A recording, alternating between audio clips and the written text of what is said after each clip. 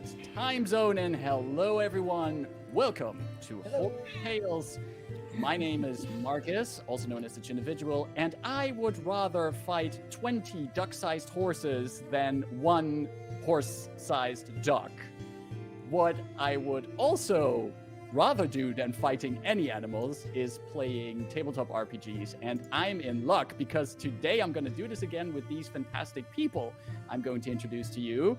We have, first of all, again with us, Serial joining us, and of course the party needs someone like Ida in the group, and we could not go on this journey without having Austin and his lovely familiars with us. And of course, rounding this quartet out of adventurers, we have Caro also back here today. How is everybody doing? And would any of you even want to fight a duck-sized horse or a horse-sized duck? I don't want to fight any animals, Marcus, honestly. You know, I would be okay with the duck because, like, they are still more okay than like these Canadian geese. Oh. Because they are aggressive as fuck. I mean, geese in general are aggressive. Geese are scary. Yeah. So ducks are okay. Geese are scary. I mean, ducks are also kind of scary, but not as scary. Imagine a halfling riding on a horse-sized duck. Which is two size categories bigger than the halfling.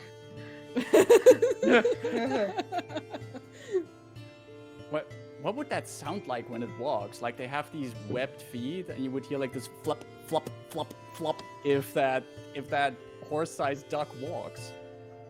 Or have you ever had a duck walking on tiles or on wooden floors? And it's just like.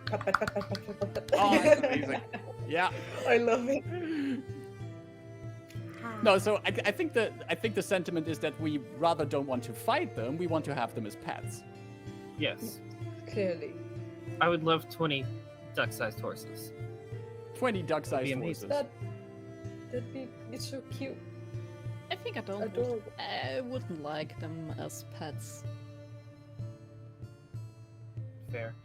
Like maybe on a farm, but then they are not my pets. Oh yeah. True. I guess technically. That's very wise, Caro. I agree. I mean, I have experience with that kind of shit, so... Tell us later about all the duck-sized horses you keep.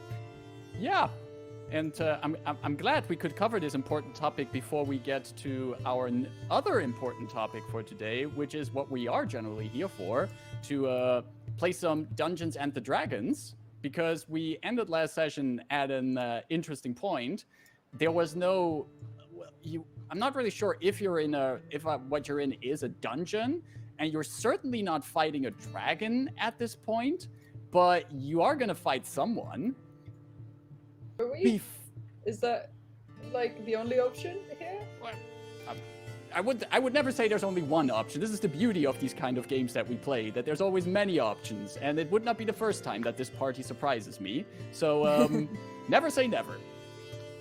But before we get into today's game, first of all, I once again say hello to everyone who is here. You are here at the Horde of Tales Twitch channel, where we do play tabletop RPGs, and Tuesdays is D&D day here as we play the Convergence Manifesto, our D&D 5th edition game set in Eberron, where we play the adventures of the Convergence Manifesto series. We are currently in Chapter 4, Living Legend, and if you like what you see here and you want to play these adventures yourself, go to acrosseberron.com to check out these adventures for yourself.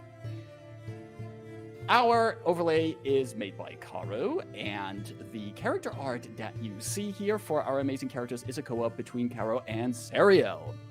Our virtual tabletop currently is Astral VTT, and the music you'll be hearing on this in this place is from Dark Fantasy Studios. Should you ever spot any kind of battle map here, it's most likely made in Dungeon Draft, a very nice software to make your own battle maps and maps for any kind of TTRPG needs. Hashtag not sponsored. Yet. They should sponsor Also, us.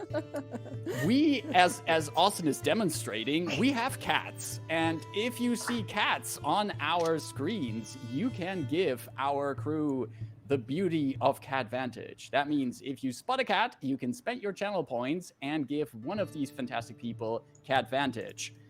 When they have Cat Vantage, a cute little cat pops up on our overlay for them, and they can spend their Cat Vantage on whatever on the next roll or on any roll, as long as you have Cat Vantage.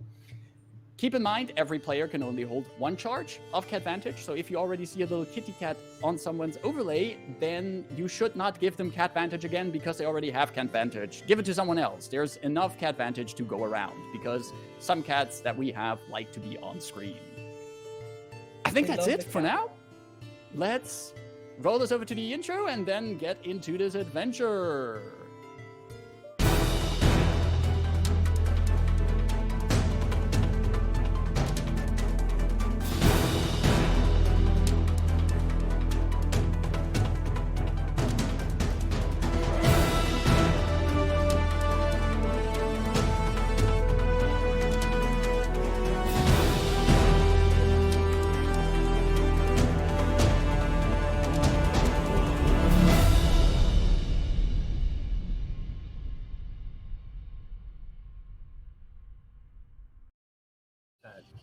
Here we are again with an adorable cat looking straight into the camera as we return for our adventure. When last we left these adventurers, mercenaries, whatever kind of sobriquet you would like to pick for them, they continued their journey Certainly through a heroes. manifest zone of Thelanis, a plane of fairies and stories, in search for another planar artifact, the Chains of Mur'taal. After having overcome their first trial, the party decided to split the party for the second trial, one of wisdom, where one half of a party went into a dark, dangerous forest, and the other half went across some sunny, nice plains. The #Team Plains encountered some fluffy sheep that they petted that said sup to them. Sup. But they also encountered a goblin farmer there going by the name of Nago, who seemed to wanted to have them stay over for longer, but Dythun and Rebus, being Team Plains, didn't want any of that, just wanted to be done with this, and Rebus actually got a bit surprisingly angry at the situation and decided that they didn't want to linger around here. There was stuff to be done, and they also didn't want to leave this goblin here just on this farm. So they took Nago with them, to the great frustration of a fey creature that appeared. But that didn't bother Rebus. Rebus don't care. Well, Nago was just there, so I didn't see him belonging to anybody. That's true. I just took him with me. Listen. That's true. And so you did. And he came, you went on your way through the plains, while Team Dark Forest encountered also a goblin going by the name of Ogon, who was being hunted in the woods. And our forest team had some conversation with him, but decided to, for now, just make sure that they get across through the forest, and even did not bother much for Ogon when Faye gave them the choice, made it up to our people in the forest if they wanted Ogon to be free or continue this life of being hunted in the woods. Instead, they left the goblin there and crossed the woods. Eventually, our heroes reunited again and had Nago return, actually, or not return, go into the forest to seek out Ogun. And from there, our heroes ventured on to what seemed to be the last trial, going into mountains, past massive walls, into what seems some kind of fortress throne room. where they did indeed finally meet Mur'taal, this hero of legend, kind of shade of the story, who now presents himself as the final trial, one that he claims the trial of honor, but the voices that the party heard in their heads also put a question mark to that, so who knows what that means. But when we left off, we had Mur'taal rising from his stone throne, the chain wrapped around one of his arms slowly coming off a bit, dangling, ready for action. We have the party facing off with this living legend, so to speak. Now, party, as you look across the throne room, I would like all of you to roll initiative, please. Yay! Austin, I saw that. I saw you. Not so bad. Good. Marcus said, now party. Yeah. I partied just a little bit. Somebody beatbox. Natural 20. What? Ooh. Not bad. Somebody redeem the beatboxing for Marcus, please. Somebody do so it. we can properly No, party. I'm saving my points for another cat ears. Yeah, cat ears are back. Very wise. I Can I have Uh, advantage. I keep forgetting about this. Thank God. All right, I'm just going did you to roll? go around the What table. was it, Austin? Not good. Rebus, what did you roll for initiative? 27. 27. Yeah. Wow. It is the okay. highest I can go, so. You have a +7? I Amazing. do. Alert. Yeah. Wow. Rain, what did you get? 17. 17. That's also not bad. I like going at the end though, so we'll see. That was Rain with a 17. Dythun, what did you get? With advantage and a +5. I got 7. A 7. Excellent. Hmm. Congratulations. I rolled 2 2s. Oh, It's gonna wow. go marvelously. All right. No, I mean, at least you're consistent in your rolls. That's something. This is why I took alert. This is why I have the item that gives me advantage, because I kept rolling so poorly. It doesn't matter. The dice really, have a vision for you, and that is to not go first, Fine. or second, or third. Let's see. Okay. It could still. There's still someone who could gotten lower. Delphine, what did you get? 22. 22. Go. I'm gonna go get a snack. Okay, I'll be back when it's my turn, maybe. I need to slot someone else in there as well. Let's see. Aww. Okay. Okie dokie. Oh, also, I cannot forget about slotting someone else in there as well. Oh no. He's not hiding behind a pot or something? No. I don't know what has Tuntul ever done to you people. Eats He's resources. That's exactly. what he does. Aw, What has he ever are- done to Ever us? done? I find, who knows? Maybe he's like secretly a very great wizard. You have not seen him in action before. This is. No, he was the sword wielder with Sanka, as far as we knew. He could be a blade singer. No. Legends say. So we got initiative up here. We got everyone here in this throne room, and top of the round of round 1 with a total of 27. Rebus, you are standing in this room. Just to give you a bit of a description of what all of you are basically seeing at this point. The ceiling is held aloft by multiple pillars, which are these round things on the map that you see. There's to your left and the right, there's fountains with slightly glowing water in them. And covering most of this stone architecture are also some plant growth, and most of these plants actually have a bit of a bioluminescence to them. In the middle of the room lies this gigantic fur of some large wolf, and all the way across the room, still on his throne but already standing, is Mur'taal. Rebus, our favorite Warforged, what would you like to do? And we have Delphine on deck, by the way.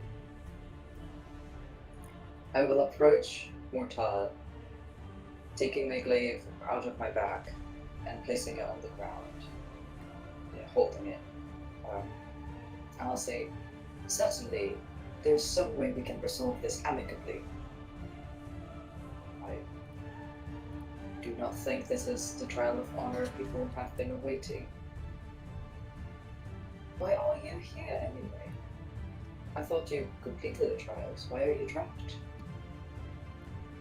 And I'm going to use my turn to talk. Can you, as you approach him that way, and ask that question, can you give me a persuasion check, please? I mean, I could try. Wait, yeah. Sure. Natural 20! Wait, let me see. For a total of? 19. Yeah. Rebus is not very charming. You approach Mur'taal That's and not you ask him this, and he cocks his head, still like the edges of his outlines blurred, and almost as if there's like mirror images all over him. And especially when you say that part about why are you here? You finished your trials. You see that for a moment, the mirror images over him seem to stutter, as if there's something being triggered by the words that you're saying. But he just keeps looking at you, and his eyes get a bit of a red glow to them as his visage goes into a deeper frown. That was... Okay, I don't know if... Sorry. No, go ahead. I don't know if I have time to do anything else. I mean, I'm just going to move a bit further into the room, but since I approached him to talk to him, I go right there. Do I have time to like look around me and see, noticing this reaction from him? I'd say especially since the talking and also with the persuasion check, that would have been your action. So that's unless there's anything that you would still like to do as a bonus action. That's there's not much else that you can do on your turn. No, then we're done. Then we're going to wait. Perfect. That does bring us to Delphine with Rain on deck. Yeah, Delphine will basically just lean against the wall that is on the back to her, like crossing her arms, like looking over to Mur'taal, and then back to the group, like, do we really fight them? I mean, the last time I heard someone fighting for honor, that was during the war, and that was already stupid. So... let's go. I don't know what you're doing, but... I don't feel like wasting my time with that fuck. And it's my turn. Okay. Well, you... I love that we go into this trial of honor, like everyone's like, oh, this random, mysterious voices and lighting. And Delphine is like, I'm not gonna waste my time with this is fucking stupid, bye. Yeah, I mean... Alright. That's your turn, Delphine, then. That brings us to Rain.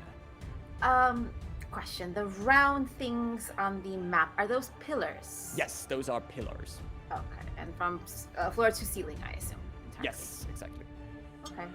My movement is 1, 2, 3. Whoops. 4, 5. Line of sight. Yeah, kind of. Yeah, you still have line of sight to him. Okay, and 30 feet. Shape water. I'm going to shape the water in the left-hand side. Shape water is an action. And I'm just like, oh, I haven't seen water in so long, and I like have like these little thin streams of water just to kind of dance around me. I drink some of it, and I just have like these like bracelets of water down my arms. Was it turn That's to your smile action? one more time? And I was doing this as an action because I'm reading the room. All right. So yeah, that's my movement bonus. Let me double check one thing. Bonus action. No, bonus. That's my turn. Right, at the end of your turn, Mur'taal is going to use a legendary action To hurt us. use his reposition legendary action, which means that he's still eyes locked on Rebus, and also now seeing that Rain is basically just doing like a water ballet with the water. Focused on Rebus, Mur'taal just moves forward 15 feet, but his movement is ragged and stilted. And when he moves, there's like this series of after images behind him that seem to be pulled only back to him moments later as he moves on and finishes his movement there. That was ends of Rain turn, which does actually brings us to Mur'taal's turn as well. And he is looking at Rebus, and he's basically just gonna step a little bit closer. While he moved, the chain further unwrapped from his arm, and he looks at Rebus and says, he starts moving his mouth, and his mouth moves as if it's trying to say something different than actually comes out of his mouth. It's almost like a badly dubbed movie that's happening. And the movements seem to try to say something more aggressive, something challenging, but the words that come out are just, "I'm sorry." As he brings the chains of Mur'taal, swirls them around, and swings towards Rebus with the chain. Great. So you're saying this is the thing with reach. Yes. Noted. This seems to he has some reach with these. Let's see. I'm gonna take the cat D20 for this. Oh, fun. Yeah, why not? Well, can't do that's a total of 11. I don't think that's gonna hit, but Mur'taal No, is it gonna go. doesn't. He's gonna go in for a second swing with the chains, and that is a total of 22. Ouch, that does it. So as you feel those chains coming down of you, just hear them like thunk against your steel plating, you take 8 points of piercing damage. And Rebus, I also need you to make a strength saving throw, please. Okay. Ooh, that was really bad. Kinda got caught, but that was really bad. 8. 8. That As was the really chains come down, you feel as if there is more weight to them than there should be for an item of this kind. Where they impact you, you feel the weight coming down on you, and you're forced down onto the ground by that impact, and you're considered prone at this point. And just smacked down by these chains that Mur'taal now pulls back.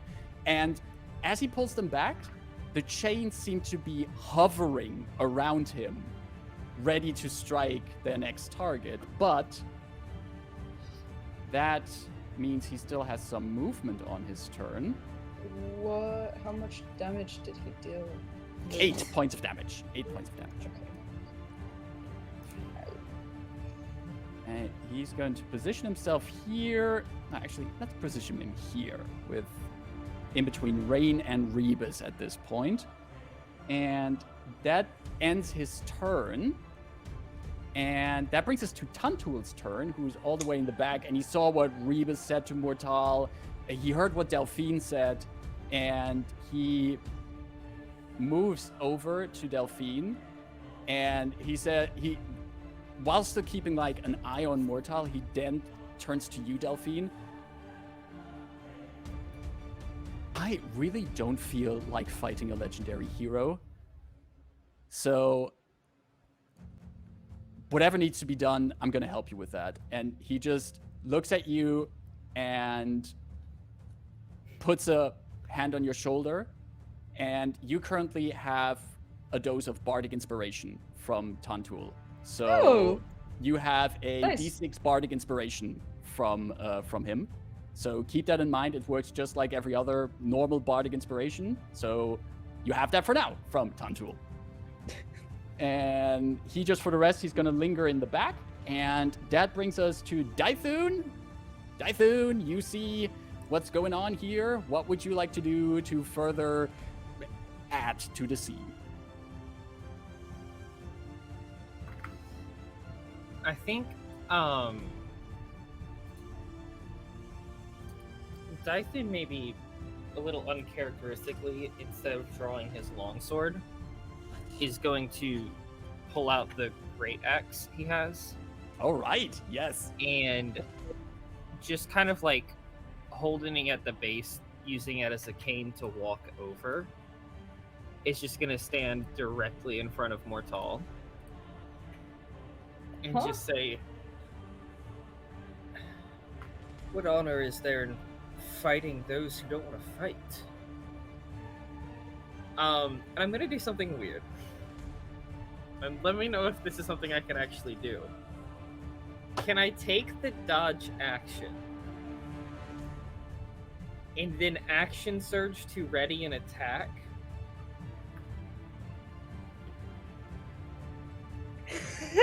I would say, Yeah. from rules, Yeah, why not? yes. It's a little weird, but I will ask you if that is, if you will. I mean, dodge is an action, and then the action search to ready an action, which is actually, yeah, then from the And rules it side. still costs his reaction in the end. Yeah, yeah, true. It's Wait, weird. do I have to use my? Hold on. Here's the question: do I have to use my reaction to spend the ready reaction? Is that how that works? Right, if you ready an action, you're basically saying, like, I'm going to spend my action, but you will also use your reaction to spend that action. That's what you do with Okay, ready an then action. Yeah. Then I won't do that. I'll just take the dodge action. You take the dodge action. I forgot Okay. it uses your reaction. Yeah, but thanks for pointing out this interesting interaction. I've never seen that happen before. It's good to still have firsts in this game. So you take the dodge action as you say that to Mur'taal. Gotcha. At the end of your turn, or is there anything else you would like to do on your turn, Dythun? Nope, that's it. That's it. Okay. At the end of your turn, Mur'taal is going to spend another legendary action. And he looks at you, Dythun. He seems to be hearing what you say, but while he's still looking at you, almost as if his arms do their own thing, Mur'taal brings down his chain one more time against Rebus, who is still prone. So But advantage. no, but that only counts if you're within 5 feet of the target. I think. That is right. I Don't quickly have to don't double you check it, get but there was also something. disadvantage for range It was attacks something when if someone's you're prone? prone, Yeah, But if this you're isn't a prone, range you have... attack. Yeah. the creature has I an think it attack roll depends on against the if it's creature. a melee with reach. An attack roll against the creature has advantage if the attacker is within 5 feet of the creature. Otherwise, the attack roll has disadvantage. So it's specifically just for attack rolls, so he's still going with disadvantage on this. Great. Let's see what we get. Why would it have disadvantage? I thought it was just a weapon with reach, not a ranged attack. But it is an attack roll. It doesn't matter if it's like a ranged attack or it doesn't specify in the condition of prone that it only is for ranged or melee attacks. It just says an attack roll in the condition. So, I but think it's just assumed like range because of the wording. exactly. I rolled on both die. I rolled 18s for a total of 24 against Rebus. Yeah, that hits. So that is. So I'm just like Yikes. kneeling on the ground and getting just destroyed. That's a wonderful That- imagery. Love it. That is a total of 9 piercing damage. Well, a And way if to you- make the hurt stop is to stop him. And you would have to, if you weren't prone already, you would have to make another strength saving throw, but you are prone already, so that's not necessary. That was at the end of Dythun's turn, which also is the end of round 1, and that brings us up top of the round to round 2 to Rebus, who is on the ground, smacked by the chains of Mur'taal, the very item that you come here for. But what would you like to do, Rebus? Okay. I have a plan. I should have discussed, like, I just came up with it. I was hoping I would be able to, like, message you about it, but, like, I think narratively it could be fun. You let me know. I'm gonna put it out there, and you let me know what the fairies think. So Rebus, so be it. Okay, first of all, I would like to put my weight on my glaive and stand up. And just say, not to Mur'taal anymore, but to the audience as I'm standing up. I am tired of your games. This is not honorable in any way. To have a hero who apparently you admire and make the focus of your stories fight against his will for some mere seconds of entertainment. But most importantly, to treat us as puppets and then pretend to have us beg for your approval, whether we're worthy or not to be called honorable. I will not stand it, and I throw my glaive on the ground and like kneel again, but this time purposefully, just like put my hands behind my back and just refuse to fight. But you can see that in between my plates, and usually where the seam goes along my back and my arms, where usually the plates would shift and open, there's kind of a unwanted vibration, and steam is hissing out, almost as if my own body is telling me to rage and to go into battle mode, and I am purposefully restraining it. You can see my hands twitching, my arms twitching, and I'm just very focused on staying on the ground. All right. I'm sorry. Can you give me... I just thought it would be interesting. Absolutely. Can you give me another... Actually, pick either persuasion or performance check. I think they're both pretty bad. Yeah, they're both the same. They're both charisma. 14. I have a -1 of those. You speak these words not to Mur'taal, but as you mentioned, to your to the crowd or whoever is watching on. And you see, Mur'taal is not facing you. He's facing Dythun at this point. And only his arm is directed towards you as the chain still whirls around. But you see, there are a few of these mirror images that are layered over Mur'taal that seem to be trying to grab onto the arm, as if they're trying to hold back the arm from what it wants to do, what the narrative wants it to do. But the grip is very tenuous. I has idea. So I would say that was definitely your action on your turn. Any bonus Yes, action or I'm anything else looking- you would like to do on your turn?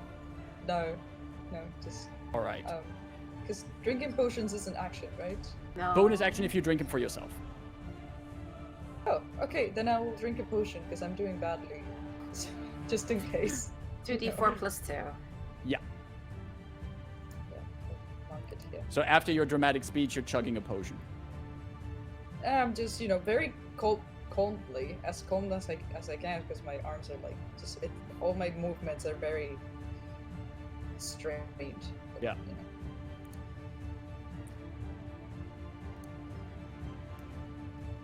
Alrighty.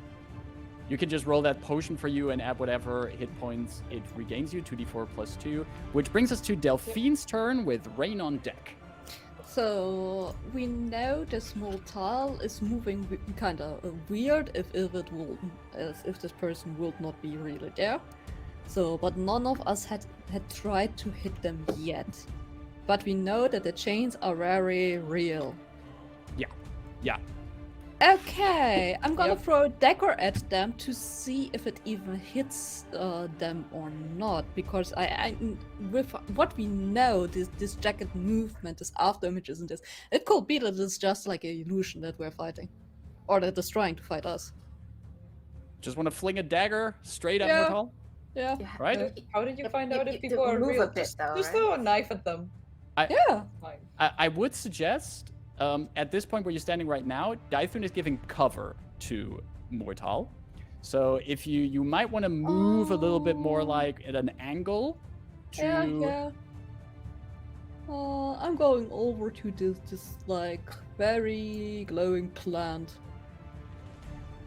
Behind the pillar? Yeah, now you would be behind Oh the yeah, pillar. there's a fucking pillar. Wait. If you go to the 10, other 20, side from 30. where you started, Yeah, then... then it's better. Yeah. Then decide. Next to Perfect. four. Gotcha. I told Mr. There's a pillar. No yeah, worries. okay. Make an attack roll with your dagger that you fling over at Mur'taal. Okay.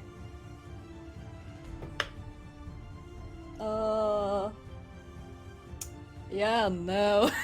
This is a 1. With my like I quoted Dythun.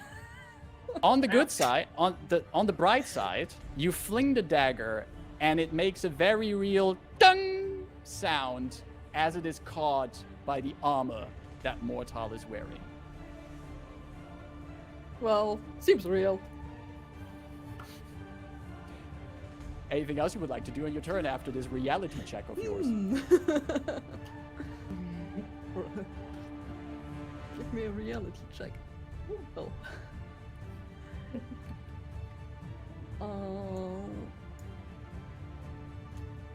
I guess after that I will still observe what the rest will do, since this is like a very weird situation that we're having right now. Still many possibilities here, so you're just gonna Yeah. wait and see Too for many. now? Yeah. All right. Rain, what would you like to do? And has been watching this. She's turned around, finishing drinking her water, like observing everyone's reactions. And then she's just going to kind of roll her eyes and say at Mur'taal, "You need to calm down." And she says calm down like the air in front of her reverberates as calm emotions is cast. But I will do so in a way, because it's a 20-foot radius sphere. I will do so in a way that only catches Mur'taal and Rebus, because I notice Rebus is struggling to also keep calm. So I would like both of them to make a charisma saving throw, DC 13. Well, Rebus is already calm, but maybe for flavor. But Mur'taal especially charisma saving Also, throw 13. you can choose to voluntarily fail the saving throw if you want to. It says so in Calm Emotions. I will. You will I will decide to fail it? listen to Rain's voice and the many times that she has helped me. And for once, you know, it is the one voice I do welcome in my head. So I will.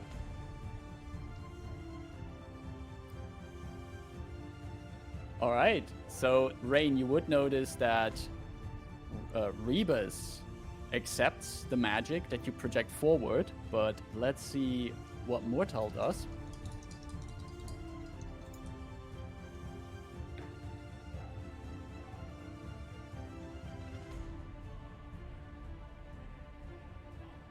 Charisma saving throw, right?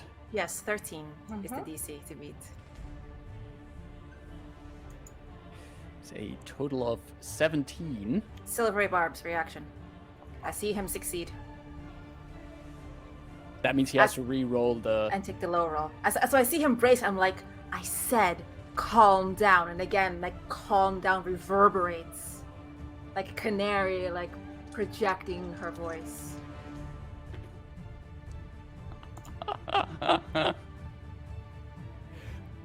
That was a 4 and a 1. So yeah. Wow. It's concentration. I am concentrating. Go. And if I understand the spell correctly, you basically pick one of two effects. You can either suppress any effect causing a target to be charmed or frightened, or you can make a target indifferent about creatures of your choice that it is hostile toward.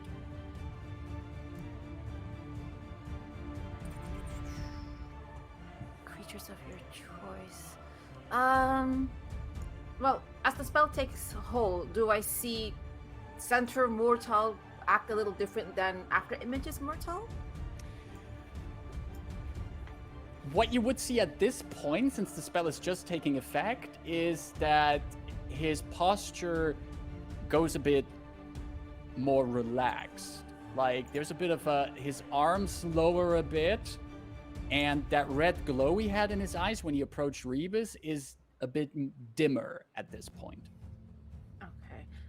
In that case, I will, and I guess make it indifferent to all the creatures here, which I choose that it be indifferent to, hostile to. Right. And I will also say out loud, good. Now that we're all calm, maybe the audience would like to say a word. And when I say, now that we're all calm, I kind of nod at Dythun, Tantul, and Delphine, be like, we're all calm now. Right. And every time I say the word people? calm, the air reverberates as I'm concentrating on it. Calm. Yeah. So, All right. This is round 2, concentration, 1 minute. No bonus action, no movement. That's my turn. The end of your turn, Mur'taal is going to use a legendary action to move 15 feet away. Dythun, you would have the option of taking an opportunity attack if you want to. Nope. Gotcha. That was the end of Rain's turn. That does bring us to Mur'taal's turn, which has him move further back to his throne, and you see all these images layered over him seem to be struggling against each other.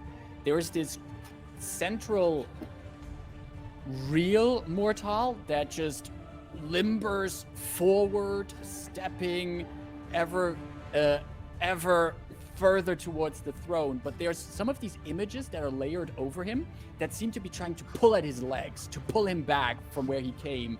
His arms are being yanked towards the direction of his enemies. The chain itself, almost like a snake in the air, tries to reach backwards over him towards the enemies that need to be fought, the intruders.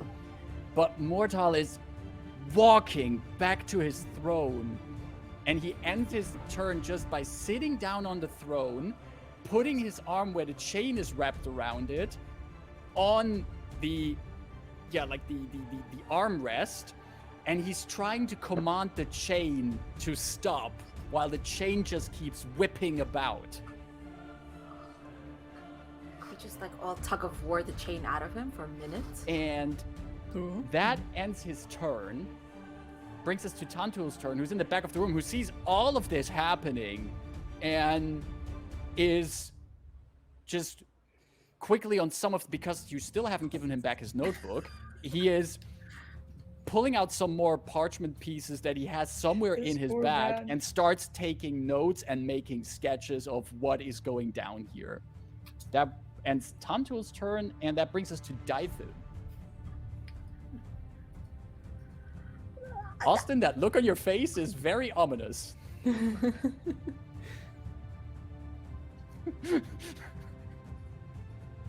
Okay.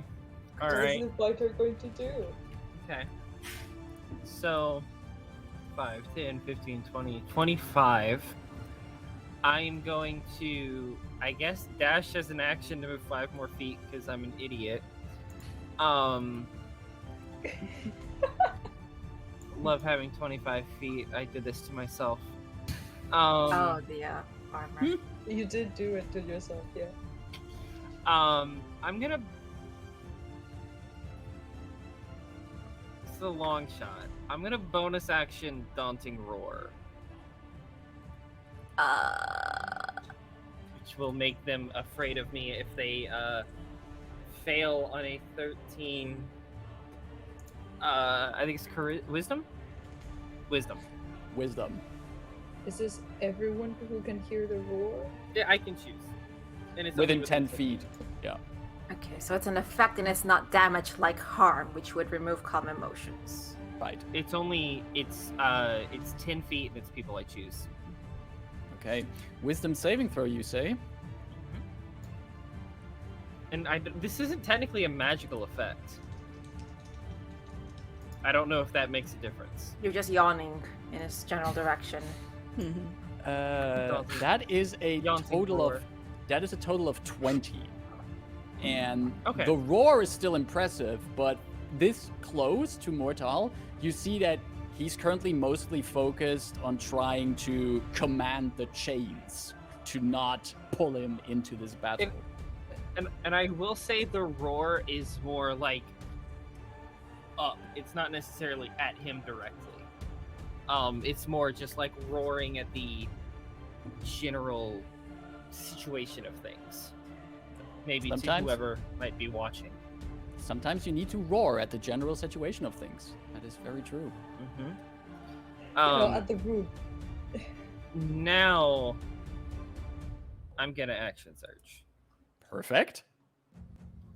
And I'm going to attempt to grab the chains and pull them away from Mur'taal. Cool. Can you give me two things, please? Really hoping I could get the fear on there, but that's fine. Let's start out with an athletics check, please, to see if you can yank them off. This is what I wanted. You made it so happy. Let's go. The whole Okay. crux of playing Dythun is how do I get to make an athletics check? Exactly. Any This is all he's situation. good at. Just-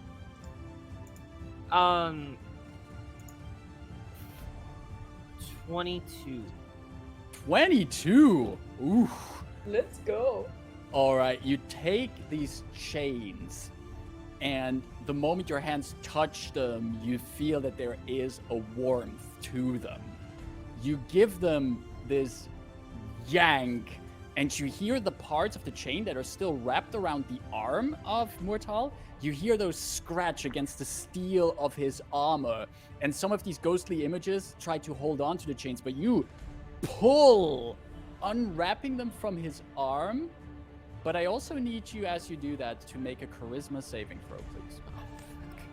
Oh, I didn't give advantage to someone. I think it would You not be didn't fair. get silvery barbs yet. Would you still like to give it? Would it be cheap to give it to Dythun in this case, or should I just randomly roll for it? I mean, it's silvery barbs, and you're asking if it's cheap. No, you can still give it. You can still give it to Dythun. Okay. Because yeah, It's the truth.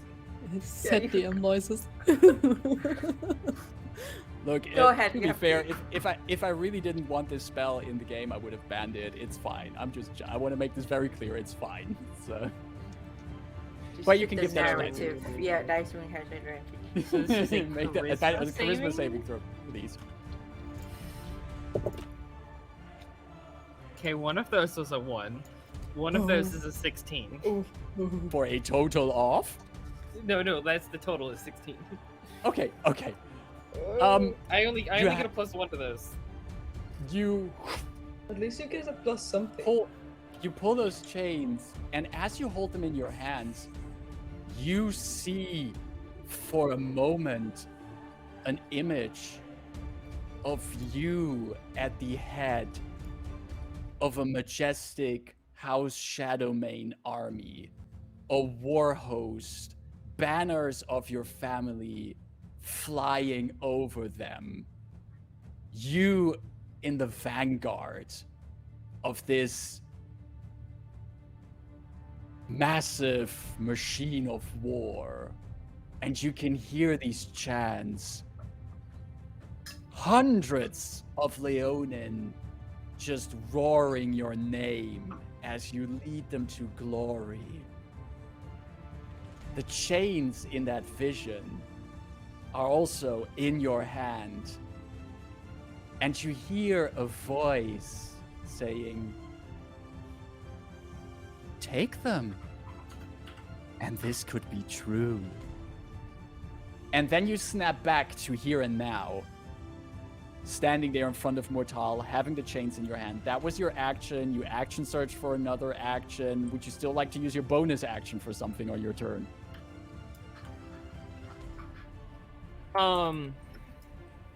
My bonus action was the daunting roar. Gotcha. Yeah. So, but it,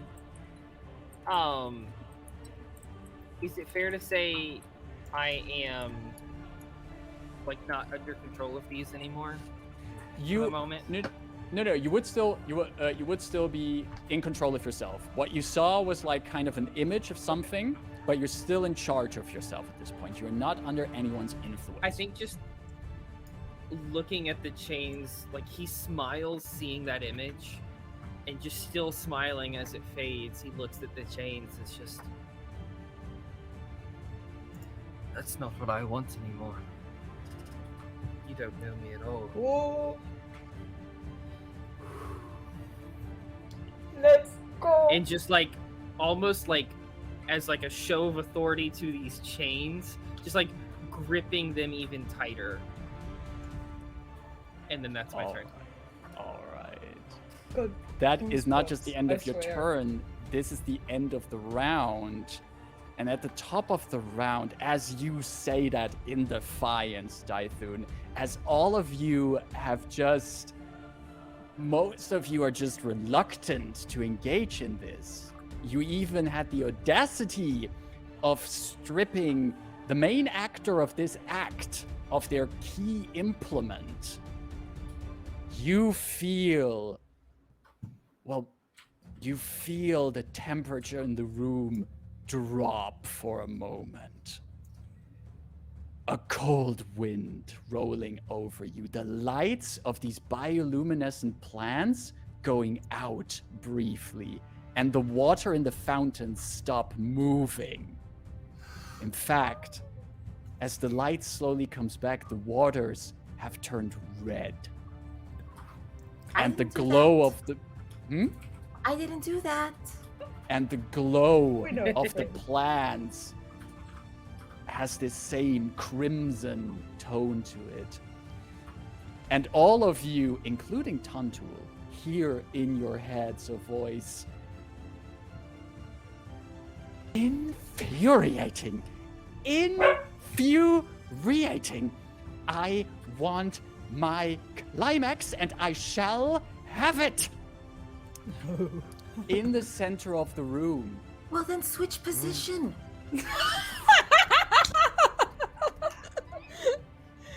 Oh wow. Let's go. In the center of the room, where Rebus stands on this skin and fur of what once was a massive wolf, shadows creep out from under it. The fur moves a little bit, and black wisps come out from under it and coalesce into these massive forms flanking Rebus. Dark black fur, eyes filled with red and hatred. Two massive dire wolves join the fray. And I'm gonna put them on the map. Rain is still concentrating. If that concentration were to drop, it could get back.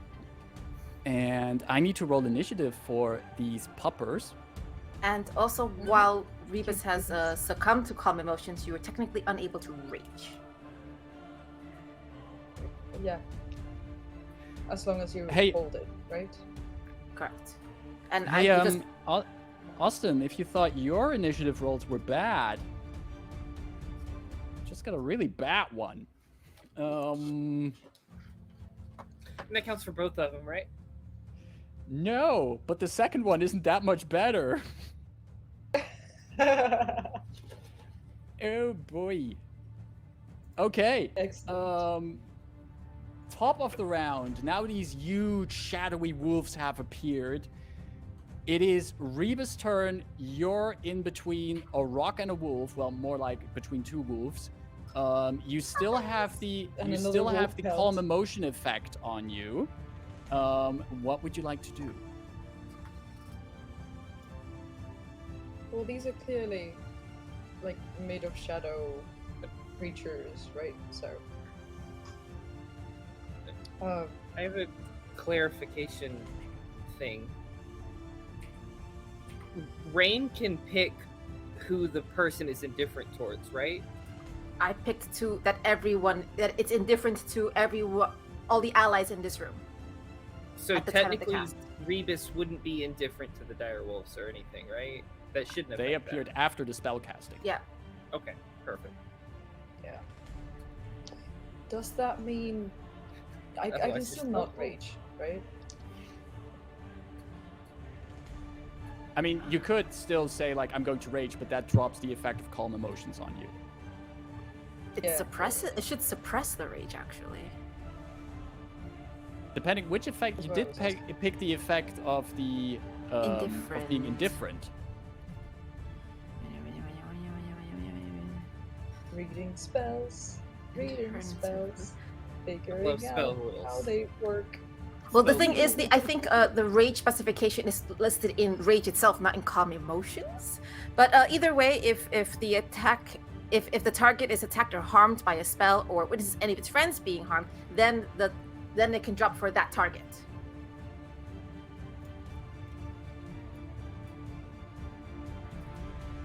I'm just quickly checking the rage description just to make sure that I'm not getting this wrong. But rage says the rage itself also says nothing about you can't rage if you are like suppressed, if you're emotionally suppressed or something. Okay, then you can make that ruling then. But I would say Yeah, like fair. just for like a coherent story, if you would rage, it would make sense that something like calm emotions cast on you would end for you because you're doing like the literal opposite. Yeah, no, obviously. Of being Yeah. calm. You're getting very angry. You're calmly raging. Well, I like to don't know if rage. that's a thing. For I- Rebus, yeah. I mean. I said I'd refuse to fight.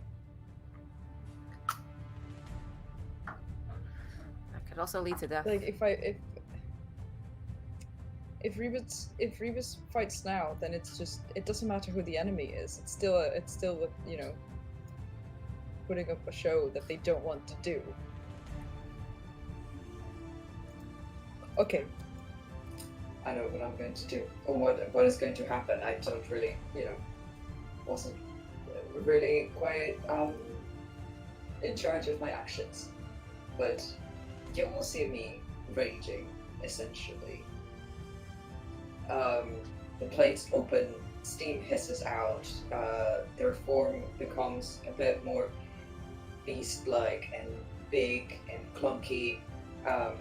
They grow a tail made of cables and rubber and vines of wood, and they let out a weird mechanical roar and pick up their glaive, and essentially I will what is the word? Tackle the pillar that is to my left. Aha. I am almost hitting the wolf, and then I want to, with all my might, just shoulder the pillar and try and destroy it. So this one here. Gotcha. Yeah. You can absolutely do that. Give me, as you do that, can you give me an athletics check, which you make with advantage because you're raging at this point?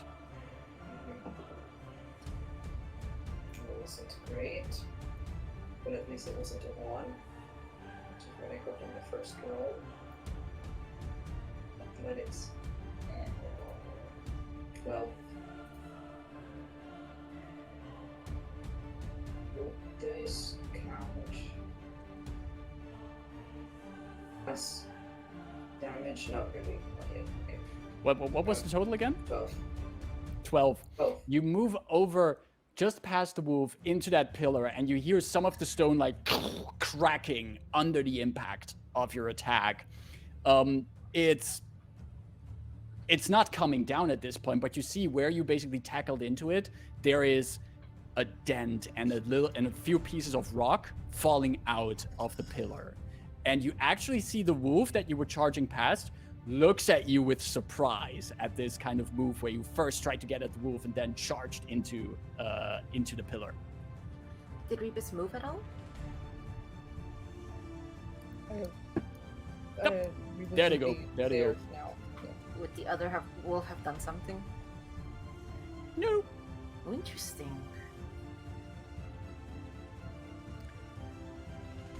Anything else on your turn, Rebus? Well, could I assess which pillars? I assume all pillars here are weight-bearing, but like, do you think Rebus would have had a moment to assess which ones might be the ones to knock down? While Rebus is making that assessment, Rebus also realizes that they're in a manifest zone of a plane that goes by narrative logic. Probably, you would assume, it doesn't matter which one is actually like keeping up the ceiling. It just makes, if it makes for a good story, it will probably make the ceiling collapse. Excellent. Oh, I hate that no matter what I do, it's still a story, but I guess I am going to make them as frustrated as possible. Gotcha. That was your turn? Then, yes, that's the turn, yeah. Perfect. Delphine with Rain on deck. Okay. So, looking up to Dythun, who has the chains right now, and that's all what we wanted. So, moving into the center of the room, close to Rebus, and shouting to Dythun, "This is all what we needed, right?" And as an action, I'm going to cast. Where's my character sheet? I'm using my Channel Divinity and use the Marin's Lair to have like a bunch of fog around me so that these really, really big dire wolves have a hard time attacking and maybe, probably around here. So, and like that we can, if we really choose to, could get out wherever we should go, because Gotcha. So, And but doing this, and since Rebus is beside me, they would, the fog will be only lightly obscured for them. Right. So, Yes. Since Rebus is in Everything 5 beyond feet. that will be heavily obscured in this Yeah, exactly. fog that is now spreading through the arena. Yeah, All right. and that's it. That's it. That leads us from Delphine over to Rain. Okay. 1, 2, 3, 4. Like the area around the wolves is heavily obscured. Yeah. So I'm just kind of skirting around this cloud edge. Yes. I see Dythun pulling very hard. He has the chain already in his hand. He hasn't pulled off from Mur'taal.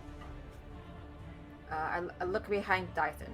Is the Leonin tail sticking out?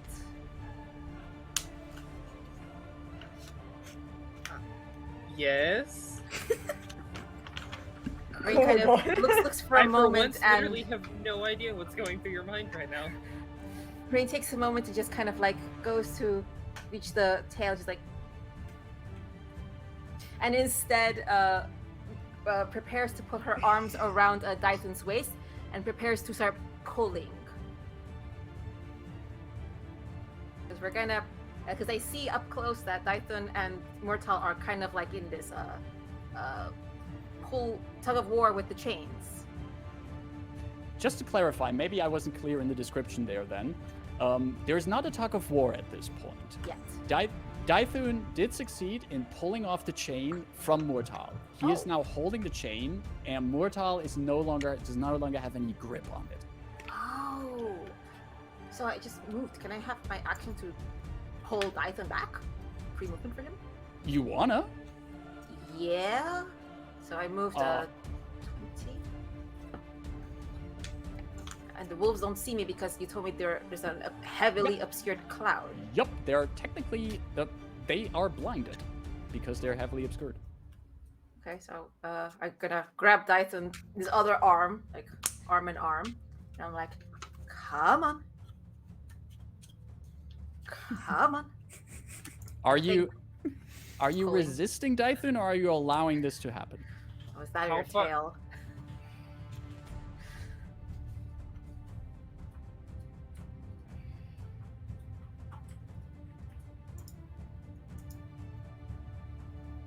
I moved up 20 feet, so I have 10 feet left. I think Dythun's gonna stay. I'd like to pull then.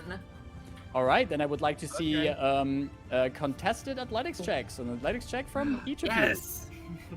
Everything's Going athletics. great. you. Everything's athletics. 20. 13. Silvery barbs.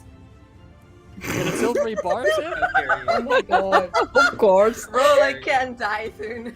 Of course. You got You silvery take- barb. You That's roll how it one feels. more, and you take the lower of the two rolls.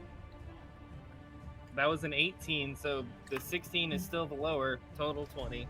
Great, I give myself advantage. And I'm still like with my arm, like I said, let's go. What's the matter? Let's go. He just turns and smiles at you. Who said I was ready to leave? That's scary. Okay, that was my Silver. action. I'm still concentrating on calm emotions. Gotcha. Silvery barbs don't do anything against these silvery arms.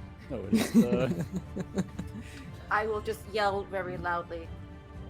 Something's up with Yes. Dythun. He doesn't want to leave. That's my turn. All right, that's your turn, and that brings us actually to Mur'taal, who is looking at Dythun, who is now has these chains pulled away from him, and you see some of these images over Mur'taal look with faces of horror at you, but the actual face of Mur'taal has an expression of relief. And looks at you and says,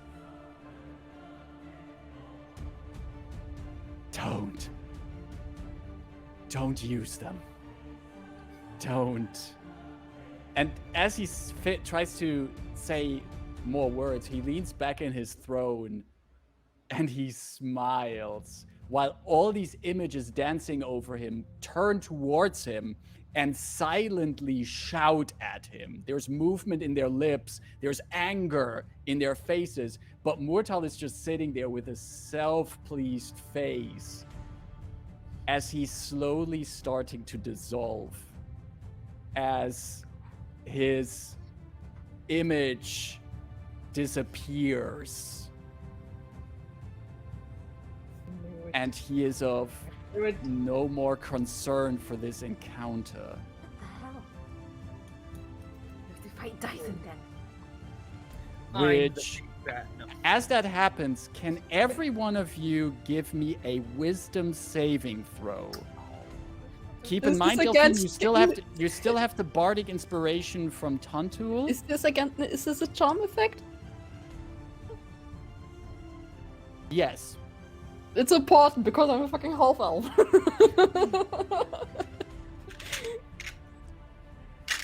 I rolled really badly again. I will rolled use a my three. advantage from silvery Yes. barbs.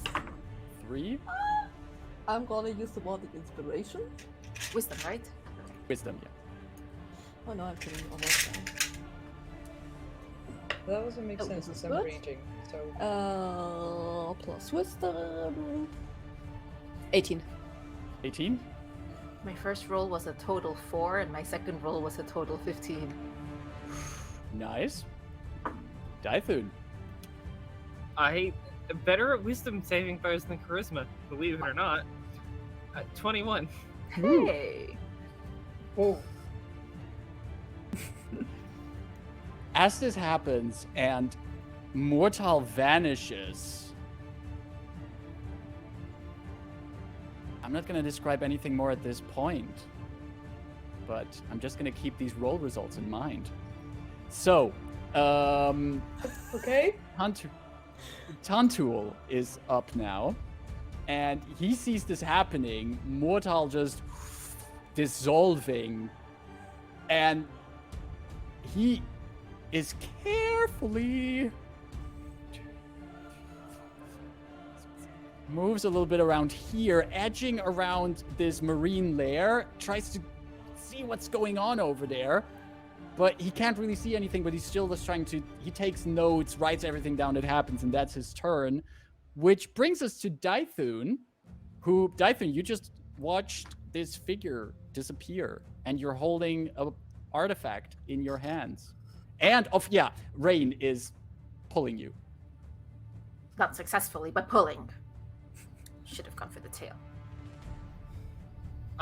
Yeah, that's it.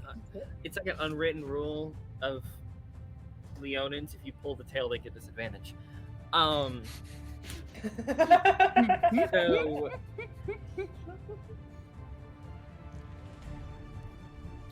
I think like holding the great axe and like being pulled by Rain and like having the chains in one hand, he's just gonna kind of like shove away Rain's hand, and he's gonna take the chains and like spin his battle axe and wrap the chains around it and then pick them up. He's gonna walk up to the wolf. Is this the space next to the wolf, or is that the space? Wait, I should, They're I off noticed that I put the wolves a little bit weird on there. Okay, no, there we go. Now they're standing correctly. You can definitely, that's the space of the wolf. Perfect, Which is thank you. obscured.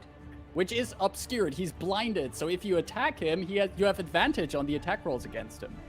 Because I remember this time, I have blind fighting. I can fight in the marine layer. Oh my god. I forgot about this last You time. remember now? Of course I remembered now. I'm gonna take my battle axe and swing at this dire wolf. Swing With at the chains dire wolf. just like wrapped around the handle of it. This is so fun.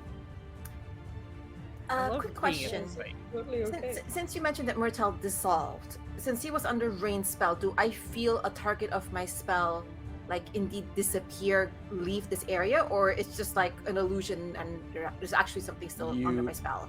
Definitely felt some target of your spell dropping out of the spell. Okay. That is a 21 to hit. Silvery barbs. The- I'm kidding. Are you really gonna silvery barbs that? Okay. Not this time. That hits, that 21. I am going to superiority dice distracting strike.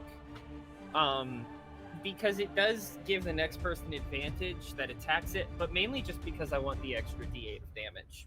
No, cool. Yeah. Who doesn't like D8s? A D12.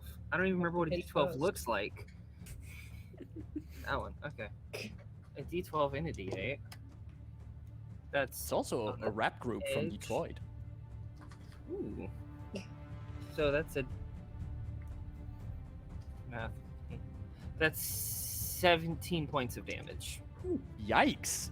As you swing into the marine lair and bring down that axe, you hear the wolf let out this sound echoing in the room as you strike quite the blow against it.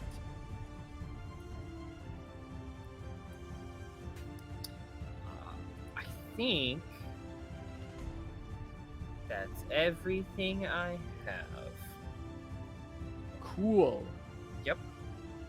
that does bring us finally to the direwolf's turn, starting with the one south of Delphine, who is in the marine lair at this point, marine layer, and thus is effectively blinded.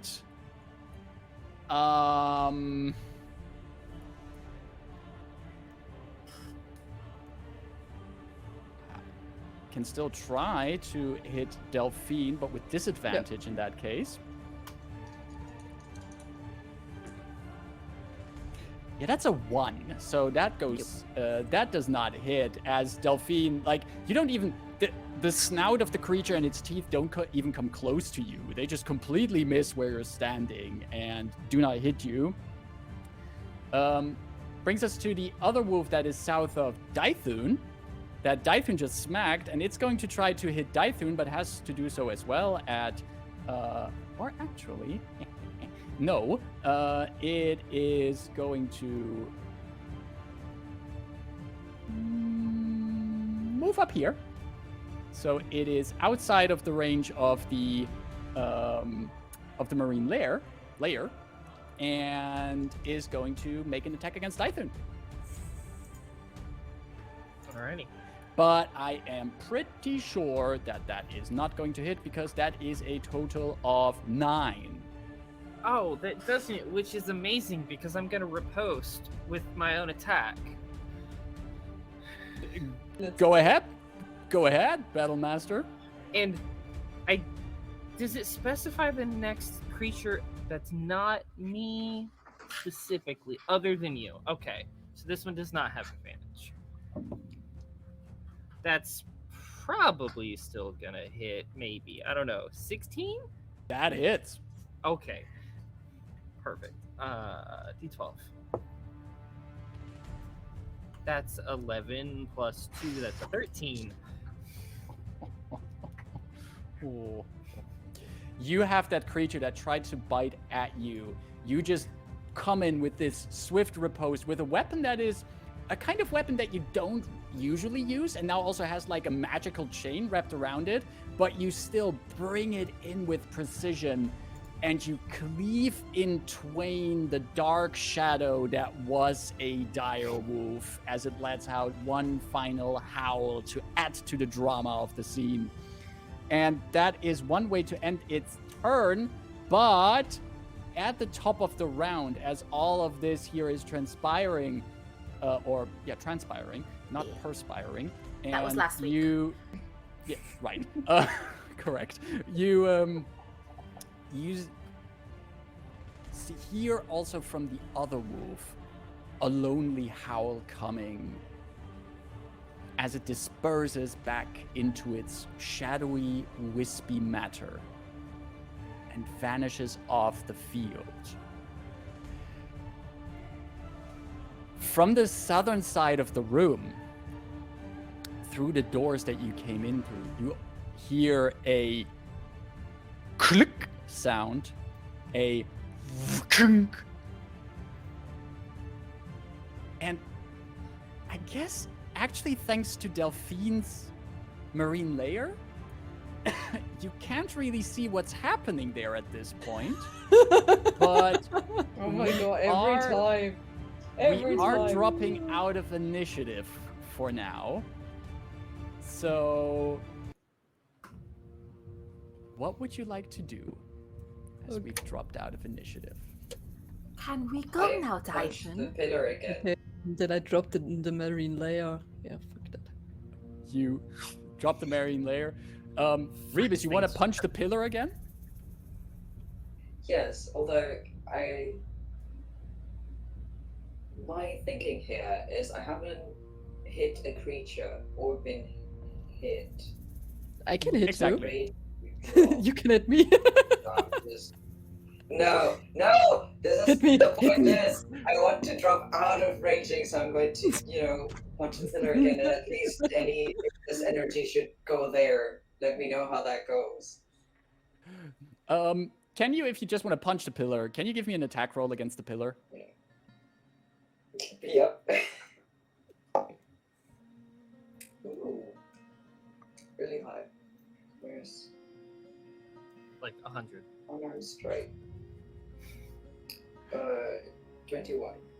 Okay, so 2 things happen in tandem here. Rebus, you're slowly noticing your rage fading away again. Parts of your form folding back into themselves, that last bit of steam coming out from inside you, but you still use the last bits of your fury to punch into the pillar, and you hear this loud, maybe even satisfying sound as your fist just goes into the stonework. At the same time, Yes. Delphine, you are dropping your marine layer. The mist slowly vanishing, going into this very nice blanket over the floor and then dissolving. But as it's already lowering, you see at the southern end of the room that the doors through which you came have been closed. There's a wooden beam in front of it, and standing in front of that is a tall, slender, pale-looking figure with very elongated features, sharp cheekbones, hair that is floating for some reason, and dancing around them are these little blue and red birds that just keep going around them. Is it the same person that we have seen in the forest? Yep. Okay. And also, Rebus, as you do that, you notice this figure there, and it's also the same figure that you saw when you cut Nago out. And the figure is standing there and sees Rebus dig their fist into the pillar, and then all of you hear it say, "Just stop it for now, all right? Just be done."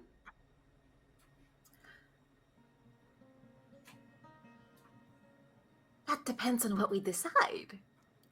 I'm throwing my gun and pointed at that person like, yeah, we can stop it if you let us go.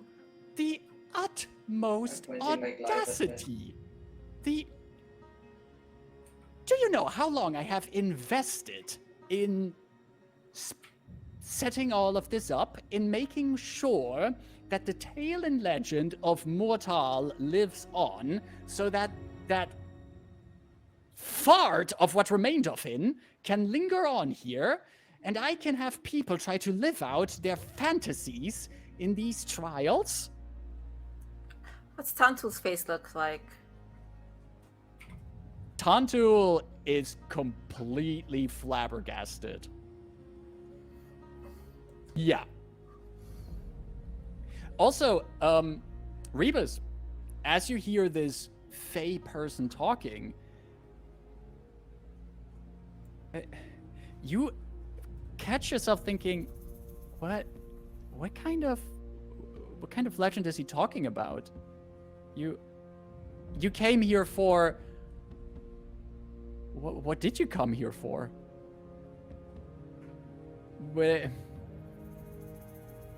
I mean, you recognize all the people around you and everything, but you have no clue what you're here for. Forgive me. Oh, sorry about your Taylor. The legend of...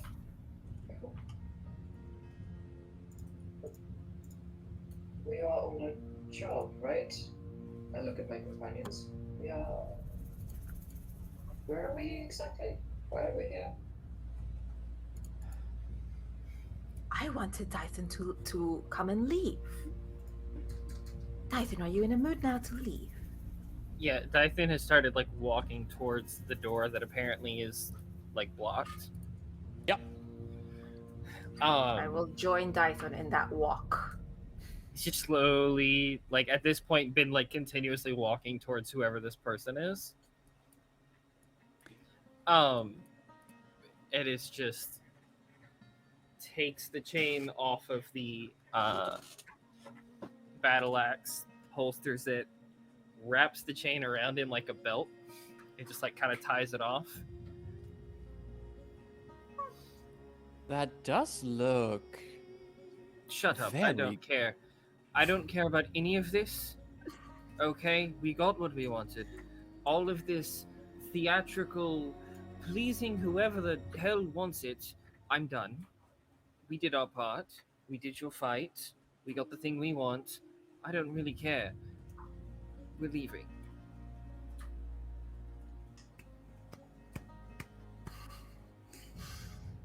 Wait, so we got... You're pissed. Your we came here for a show thing. can't continue.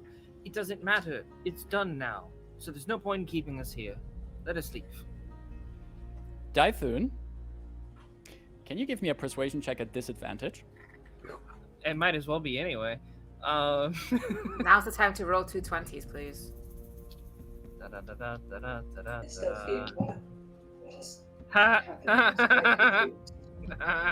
Was it 2 20s? 2 20s. No, that's a 1 and a 2. So wait, hold on. I forgot my modifier. 2. Cool. You say all that, annoyed and frustrated with the entire situation. You and Rain are basically standing next to each other in front of this figure. And at first, their face was one of surprise. Then the face turned to amazement. And then it slowly shifted into anger. And you hardly finish your sentence. And you just barely see, like, the person is standing there with their hand up like this. And you just barely see that there's a little mote of light being flicked out of their hand. And I need all of you, including Tantul, to make me a dexterity saving throw. Lips. You sure it's not an athletics check? I would love to have you do another one, but it is a dexterity saving throw. Is it a No. charm I mean- effect? I mean, you're the DM. You can. I would have that. Cool. That power is within my That's- reach, but I that's do not right. use it. That's a 6 from me. 6. Calm down. 6. Wait, no. Aggressively rolling. I still got my second. 16 for me. 9. 20. Let me- Ouch.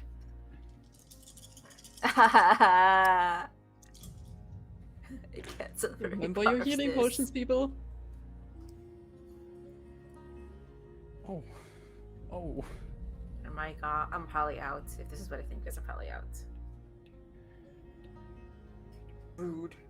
So, everyone who rolled lower than a 13 takes 28 points of fire damage. Rain is unconscious.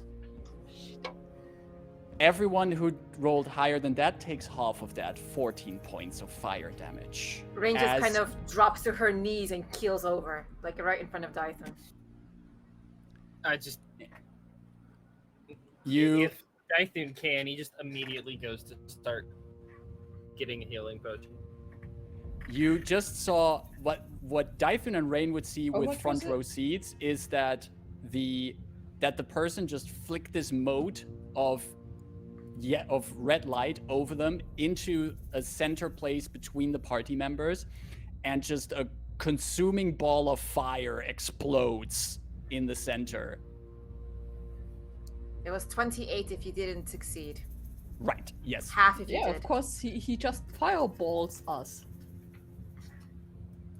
And after the blast settles down, the figure looks around, and I think Rain went unconscious, but Dythun, you're still up, right? Yes. Right. He looks at you while you're still up. Like rummaging in Rain's bag to find like a healing potion to give. There her. is one. I will mark one off my own inventory. If What? if he gets to do that, he's that's the first thing he's doing right after. The Oh fire. yeah, you get to do that, and you can do that, but you hear from above of you, you hear their voice saying, "You would make an exquisite exquisite new bearer of this weapon. Do you understand that? I don't care. Do you know what that weapon is made for? Nope. It is made for glory itself. It brought glory to Mur'taal, it brought glory to other heroes, and it can bring that to you as well. I think he like is about to pour it in like Rain's mouth. It's just like gives it to Rain. You want to roll it or I roll it? I'll roll it. What is it? 2d4 plus 2. 2d4 plus 2. That's a 4. And that's a 2. Thank you. So 10? Yay! 8. No, 8. That's it. I know math. Wait, 8? Oh, even better. 8, yeah. Nice. I'm sorry, did you say it brought glory to Mur'taal? Had you Yes. heard? As they are This- continuing talking and we got just fireballed, I want to shoot at that fucker. Make an attack roll. I mean, probably Rain's calm emotion dropped because she got Yeah. unconscious. Yeah. So this is basically Alright, just pure alright. anger. And as she went prone, she no Alright, longer gives shout to cover. Delphine. So you have to shoot Yeah. shots. Free shot. I was paying attention to all this. I would have, jumped after Rain if Dythun wasn't already looking for a potion. I just tried to put my hand out so Delphine doesn't. Net 20. Oof. Yay! Come on, let us murder Hobo a bit when it's appropriate. Roll, roll for damage. Roll for damage. As Dythun's just like, Ooh, yes, in glory? between the eyebrows. Like, We get a hole through like the beautiful long ear. the nice new piercing. Wait, I actually used the wrong dice. Let me talk about that. Oh, well, okay, And you double 21 points of damage. So, Dythun, you're just about to start answering to this figure, and then you hear this of Delphine's gun firing, and the bullet indeed first goes through parts of the ear, but then into also the backside of the head of this figure, digging in deep. And you can actually see where the bullet goes in. Instead of like blood or flesh, you just see like this poof of sparkles and feathers coming out.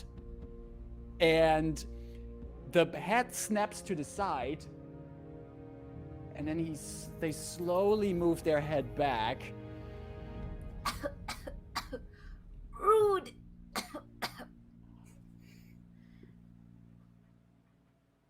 You did not come here for the story at all, did you? Guess came what? here. We told you that. I'm shooting afraid again. This is strictly business. You're a bit too controlling and high-strung for Faye. I actually move forward to engage in combat with this creature. If Delphine is still shooting. Yeah, I would still shoot again. I'm like this in Dythun, like. Also, what all of you would see is that Tantul is also unconscious on the ground. Oh shit. Oh, Oh shit. Then And never mind. all- I'm going towards Stantul because I would have noticed that. I'm giving him Yeah, absolutely. Yeah, yeah. Or you can medicine check. Because Rebus has priorities. So, Delphine, you want to fire one more shot? Mm-hmm. Come on, die. Come on, die. Be a good die. It's not a net 20. This is, a 23. Still, certainly hits. Yeah, but I wanted a 20. and it's only a 23. Yeah. It's only 10 points of damage. It only hit an ancient red dragon.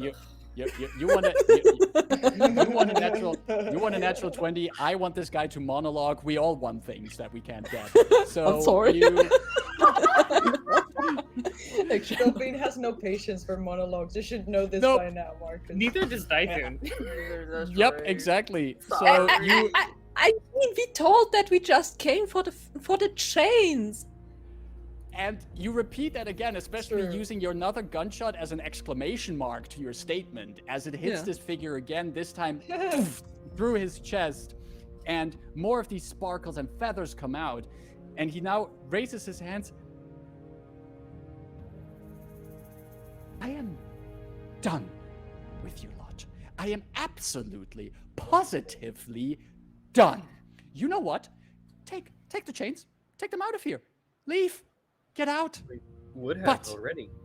You can be most certain that I know that these chains will be part of your downfall. And if I have to personally make sure of that. So come! And he steps to the side, telekinetically lifts the wooden beam in front of the door, unlocks it, throws it open, and he actually conjures a red carpet that starts rolling out this was the most angry red carpet you have ever seen, in case you ever saw an angry carpet. And this person stands here. I think we actually have. Just Yeah. make your choices here, foolish mortals. Dythun is going to Fine. pick Rain up and just pick her up off the ground and start walking down the red carpet. And Oh. I turn As to he- wave at the fey creature. as he passes the Threshold? fey creature, he's just going to look. In point of note, normally if you want to stop doors from opening, the bar goes on the other side. Just do you know? Never mind. Just keeps walking. As you Rebus picks What? up Tantul, who has 6 points of healing now. As you 6 walk hit by, Dythun, can you give me another dexterity saving throw? You're really pissing this guy off. I'm being held. Oh yeah, right. Can you also give me a dexterity saving throw? Well, for me it's a 17. For me, it's a 20. I probably should have second winded. I have more potions. It's gonna hurt. If I That's drop. that's not what I'm worried about. I need one more d6. Oh no! Rude, There you go. rude.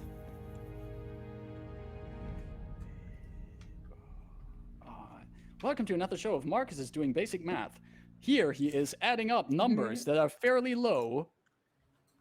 13, 16, Already more than me. 20. Both of you take 10 points of lightning damage I'm out As- again. as you walk by. This fey person just angrily raises his hand at you, and a lightning bolt strikes both of you for 10 lightning damage as you crumble to the floor. And Dythun this carrying Rain. and this Are you this both entity is They're just both out. standing there, looks down at the two of you,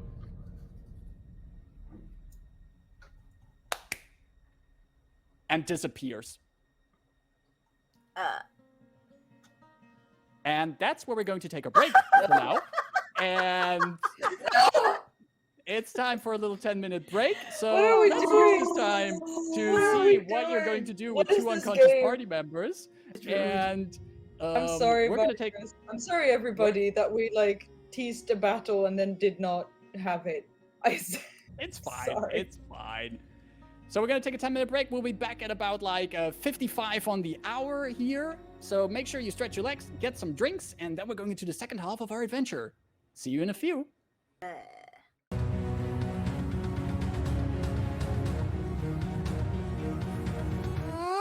And here we are again. We're all doing swell. Nobody's at 0 hit points. Everything is fine. And we're getting ready for the second half of today's session. Before we dive into our second half, first of all, thanks to everyone who's joining us, watching, lurking, chatting. Thanks everyone for coming by. I hope you're having fun watching this. I'm having fun running this and playing with these people, so I hope we can share the fun with everyone. If you like what you're seeing here, we stream every Tuesday here, so if you want to keep in touch with us, you can follow us here on Twitch, or you could sub here on Twitch. Which prevents you from seeing advertisements that happen here on the channel. You can also keep tabs on us via our socials, which you find down below. We have a Twitter account where you can follow us, where you post all our updates on not just the upcoming games of this campaign, but anything else that we have going on this channel. And you can also come to our Discord server, where you can talk with us or just share memes with us and sometimes discover how insufferable puns can be that I make. That's all part of the fun of being on a Discord server. Also, if you want to catch up on earlier sessions of this campaign, you can find all our VODs on our YouTube channel, which is at youtube.com/Horde of Tales. Not only do we have the VODs of this campaign on there, but also of other campaigns we ran here and of one-shots that we run on this channel here. And if you like those, feel free to sub on YouTube as well and give us upvotes there, leave comments. It really helps with getting our content seen by other people. The algorithm demands sacrifices. So if you want to do that, feel free to add your comment. And yeah, we're just always happy with people, letting us know what they think about our stuff. Yeah, I mean, let me know if you indeed like the spinning cheeses I put in the last video and Rebus receiving the rain platter from the heavens. The rain ladder. If you don't know what I'm talking about, go check out our YouTube. It's a minute long, even less, I promise.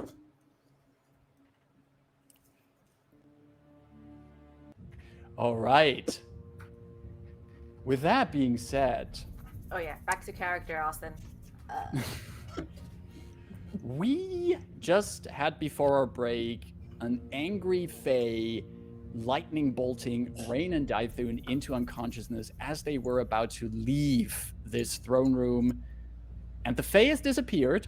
Rebus has made sure that at least your guy Tantul has back a few hit points. But Dythun and Rain are currently out for the count, which is something that the rest of the companions of you would see at this point. What would you like to do?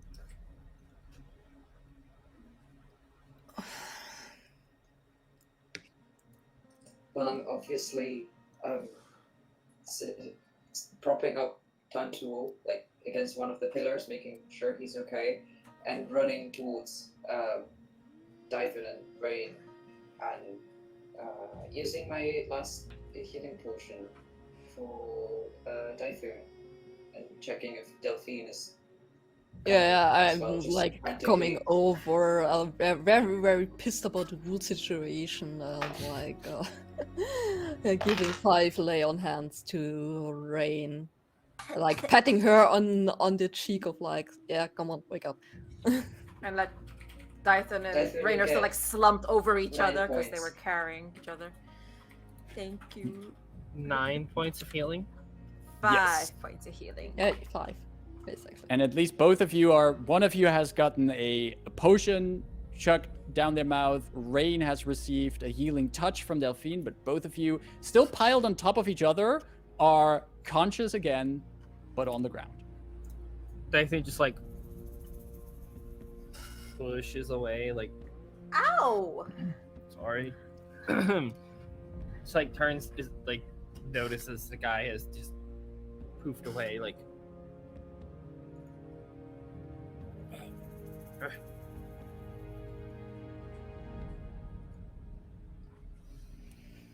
Listen, with all my respect, Dythun, friend, I do not think it would be wise to continue this. We have what we came here for, do we?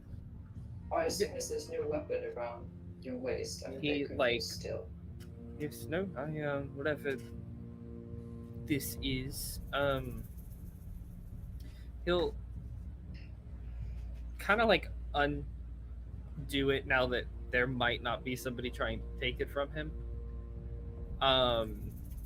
Is he still feeling like a presence from it?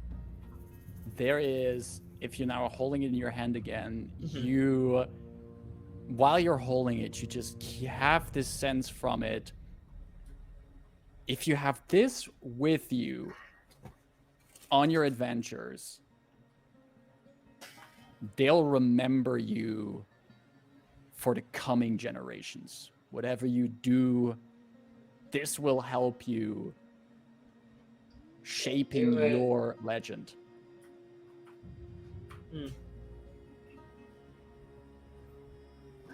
He will just contemplating like what he's feeling, just kind of wrap it back around his waist. I guess mechanically, if we're just like walking out of here, he's more or less trying to, if it is something to attune to it without letting Is someone carrying being obvious Tantul, about it. who is still So- out? Tantul is actually at this point, like after he got a few hit points restored by Rebus, he has pulled himself up next to one of these pillars. He sees everyone seems a bit burned or hit by electric charges, and he comes like stumbling over. What just happened?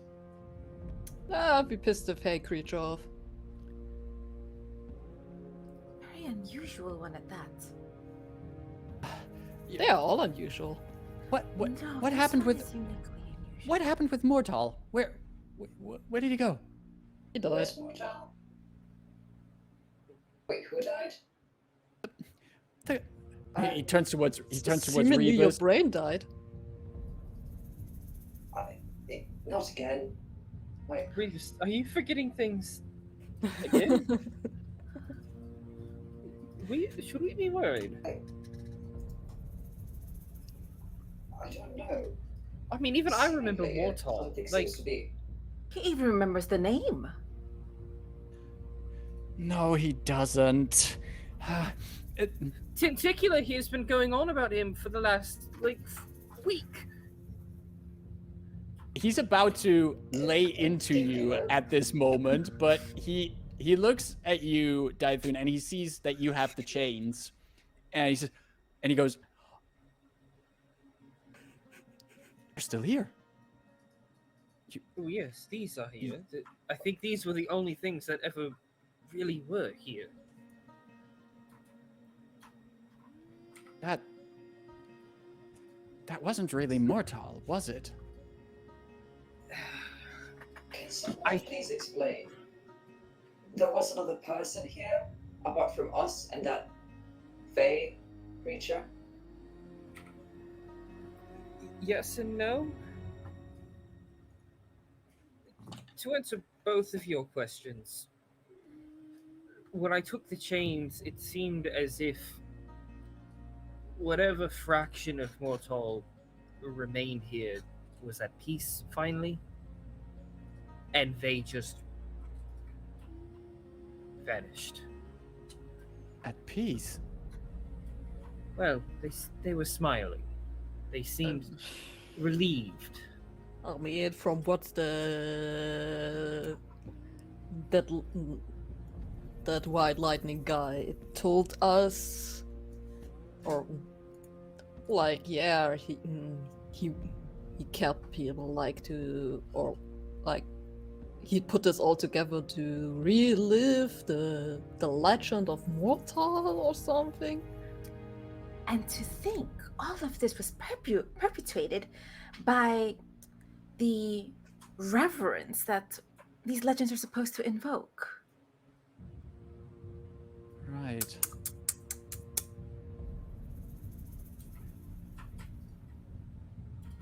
Rebus? DM, am I correct in thinking, because I don't know if I understood you correctly, Rebus does not remember the legend? Rebus Okay, so has I'm not making this up. This really okay. no. You're like- you're playing out correctly indeed. Rebus has no Great. recollection of this legend of who Mur'taal is, of this item people Why are we talking came in about. here? Right. Yeah. Great. But he still remembers us. That's Yeah, absolutely. And Okay, also, yeah. like, it's just this specific part of memory is gone for Rebus. wonderful. Not concerning at all. Well, if Good. Rita seems to be Good. forgetting things, I could take a look. But the last time I tried to make any sort of mental connection, it hurt. And I looked down at my toasted and crispy self. I'm in no condition to take any more of that. Actually, could we take a breather? Yeah, I right. would like a breather, please. Alright, could we leave her in this plane first? We should probably make our way out as quick as possible. If something breathes on me, we're gonna be out What we again. came to get. We Wait, have but red carpet. Tantu goes, this figure that appeared, the one that you pissed off, apparently. Where did they go? Did they say anything? Somewhere? Doors open again and everything. Wanted us to Yeah. leave. The last thing I remember was him saying, "I'm done. Get out." And Well, quite literally rolling a red that carpet did- out for us. As much as That I'm did happen. feeling as if my intestines are falling out, I would also not want to rest here. And if this entity made it clear that they want us to leave, it would be rather rude of them if they would make it hard for us to leave. They've been nothing but rude. Fine, let's leave. If I look back at the throne, everything but the throne is still there? Everything's still there, yeah? No shiny bops and bits on it? Because it's a throne. I mean, not every throne is like made out of gold or anything. We are Could you give incorrigible. me an investigation check? Yes, I can. What's my investigation? Really terrible. 14. Hey, thanks for the raid. Wait. Thank you very much for dropping by, indeed, and thank you for that roll, Rain. You look at the throne, and it is marvelous craftsmanship. A throne carved out of stone. There's some engravings in it, some furs draped over it for comfortable seating. And there is also up in that, up in this large elk head that hangs over the throne, you see that in the eye sockets are empty on this elk's head, but you see in one of the eyes there is something, there's a bit of something's reflecting the light in the socket of the eye. Rain is going to pilfer everything that seems to have value because she noticed her bag is a little lighter from a potion missing. So like fine fur, and as I'm pilfering this fur, for example, because I don't have like an infinite bag, I'm going to try to climb up on the throne, like stand on the armrest, and try to get a good look at this shining bit in the elk. Okay, just for your mental image, Mm-hmm. the throne itself is a pretty large piece of furniture, Yeah. and the elk's head also for you is a little bit high up. I'll fly up. That's what I thought we were heading to.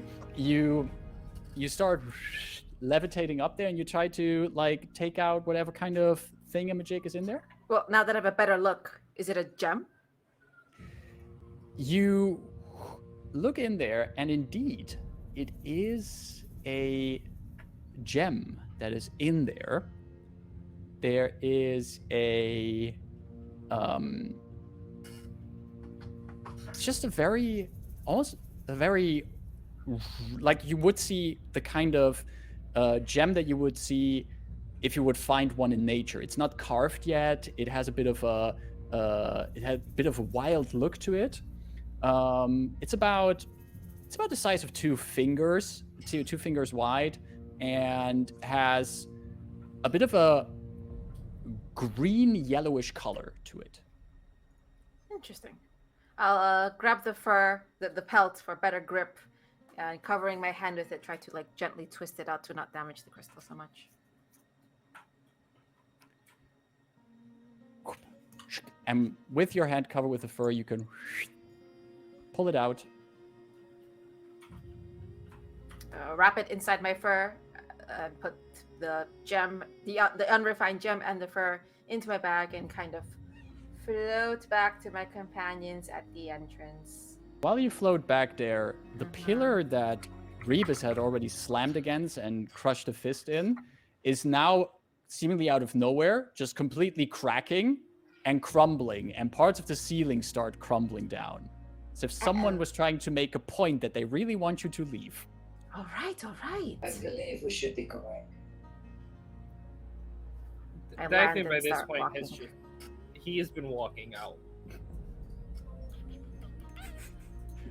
Right. You make your way out while behind you, Make it away. you notice that the moment you get out, you hear behind you the sounds of stone crumbling. And if you look over your shoulder while you move away from this fortress carved into mountains, the entire fortress has collapsed. A single crooked banner on top of a pile of ruin and desolation. You make your way down this winding mountain path, and before you know it, it transitions over into first a verdant, vibrant forest. But already after a few minutes of walking through that, you are back in the rough and a little less verdant landscape of Dargoon. Tantul looks around, still holding like a hand to his abdomen, and looking as rough as all of you at this point look. Looks around, sees the rolling hills around you, the temperature at this point a little bit warmer, and he looks around and says, I think we're out of it. But not out of danger, I think. I believe you're correct. I mean, You're a guide, right? Did you know where to head for safety? As you're starting asking those questions, can all of you give me another round of wisdom saving throws, please? I'm about Is to this a charm say, effect? It is a charmed effect, yeah. Okay, thank you. I was about to say to Dythun, it's like, whether we revered him or not, that does represent, an artifact of someone who was popular around here. We might not be let go so easily if you just kind of brandish that around. Rain rolled a total of 8. 8. What did the rest get? 13. 13. 11. 11. 14. Rain, you are in your telling something to Dythun, and as you're talking, you don't know what you were going to talk about. In fact, you don't really know how you got here. Here we go. Dythun, since when have you tried accessorizing? Stop it. Oh, always. Don't do that anymore. What is that? Do you know, like, I always have, like, a chain and, like, the cape and, like, the shield in a way. Like, It doesn't it's work. my whole It thing. doesn't work. It doesn't work. It doesn't work. It doesn't work. It works fine. No. Your fashion sense is just different from being the water. Can we focus on getting to safety? We're in the middle of the open. Tantul also says, wait, what do you mean about safety? What happened to me? How's this? Where? Hey, Tontul, who's Mur'taal? You're the tallest one here, Dythun.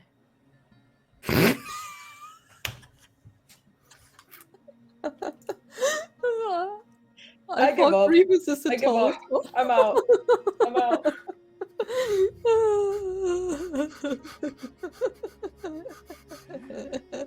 Tontul is Oh my god. says, "Wait, the Legend of Mur'taal? We were going there. I was taking you there to go to the Manifest Zone. We're on our way there, but how? So you remember at least who they are, right? Of course, I have a notebook filled with stories of Mur'taal. Do you want That's to why check I was that? hired as a guide as well. Do you want to check your last notes you've made? Sure, and he starts looking for his notebook, which he still hasn't on him. Pretty had all those Wait. papers. It's probably in my satchel, and since I don't remember that I have it, it's gone forever. He's, Delphine also didn't. It's also forgetting. what did you roll? What did you roll in your wisdom saving throw? It was 11. Then you succeed. Then everything's fine for you. Everything's Oh fine. yeah, You still okay, then I remember- remember this. Okay. Yeah. Tantul is looking around and grabs out these pieces of parchment out of his pocket, and he flips through the notes he made. What? I'm gonna the- like look over them like with him. Like, what do they say? You also rolled below. No, wait. You actually rolled above a 10. Above a 10. I think. Yeah. Dythun did. You. I was 14. Yeah. The notes are just really clear, or like really clear, like at least like Cliff Detailed. Notes versions of what has happened in your stay in the Manifest Zone, like what the trials looked like, what kind of dangers you faced. There's already like you see that there's also like these notes where Tantul is looking for the right word to describe something, and where he actually made a note that he has to grab his thesaurus when he gets back to the city to find the right word to describe something. It's Oh, I love them. it's really the kind of notes that a combination of a historian and a storyteller would make. That makes sense. Right. My thesaurus is bad and short, as well as bad and short. So I don't really know what that is. But like looking over these notes, he's just gonna be like, "Do you not remember any of this happening?" What? And he just looks at them and turns away from the group and just wanders off while he slowly flips through his notes in complete disbelief. Oh, this is so sad. He went through all of this and now he doesn't remember anything. My heart. Remember what? No. Rain, Rain you also don't- doesn't remember. do you not remember Oh. almost dying twice? Senka did not nearly push us to death once, let alone twice. I don't know who that is. Oh, Talented Um, ex-girlfriend. Who? No, I'm talking about the fight with the wolves, I believe and then the creepy magic all man of us who. are having, Yeah, all of us I'm. may be having trouble remembering. If my comrades are saying, don't you remember what happened in the Fae thing? Would arcanely trained Rain have an idea what caused this, even if she still doesn't remember? Make an Arcana check. Thank you.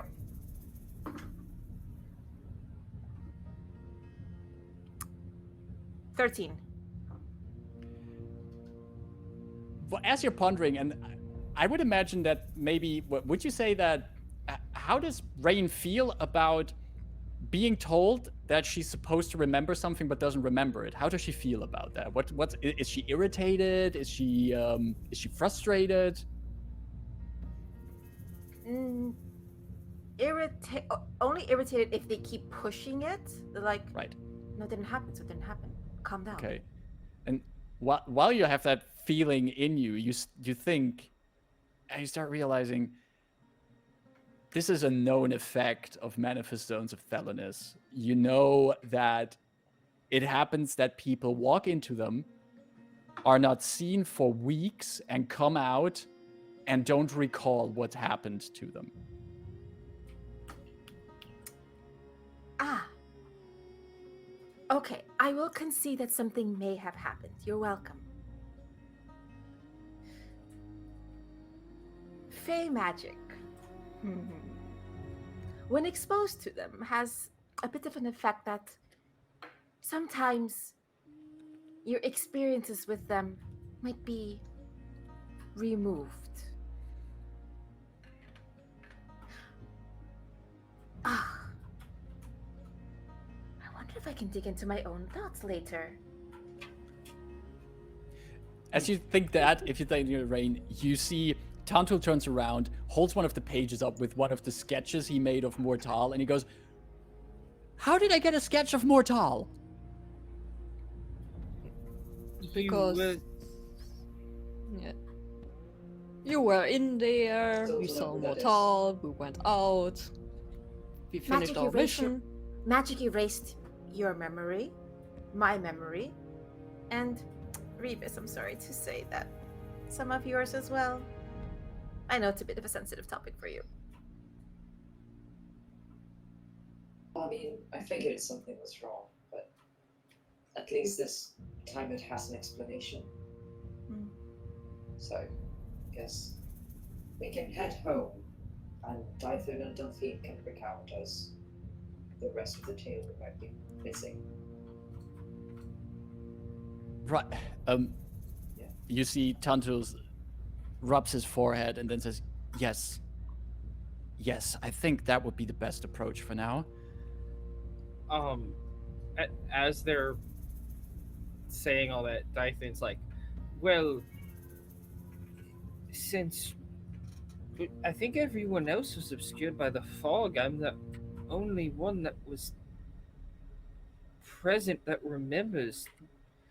Me and Rain had this glorious battle with Mur'taal, and we wrestled the chains from him, and it was just incredible. I think Delphine also remembers, by the way. Delphine remembers. Yeah, I remember. But Delphine in the marine layer. Yeah, but for me, the marine layer is just slightly obscured, so I basically see through it. And Rebus could have seen through it as well, but Rebus forgot. So. Yeah. Well, I was like, you saw us up there with Mur'taal doing something. Dythun, you're embellishing this tale, and while I'm assuming that all of you start walking, and after a moment you see that Tantul is listening to you, and he starts writing on the back of the pages, and he starts writing down the tale that you're embellishing here, like just taking some notes, and there's still some agitation on his face, but he's trying to get information where he can get information. And so this rinky thing around your waist is the artifact we were in search of. Apparently. But it doesn't seem all that powerful to me, but it's just kind of a thing.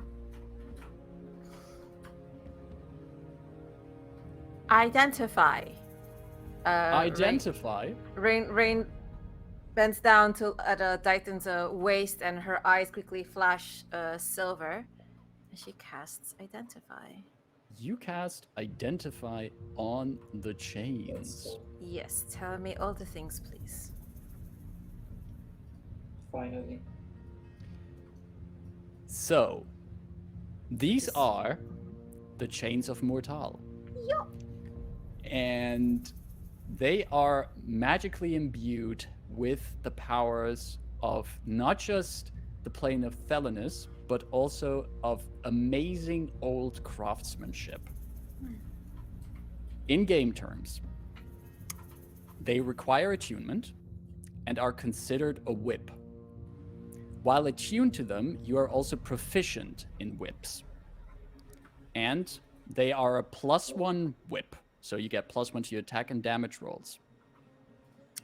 Also, they have a number of charges to use their powers. 3 in total, and you regain all those charges every day at dawn. You can spend charges on the following.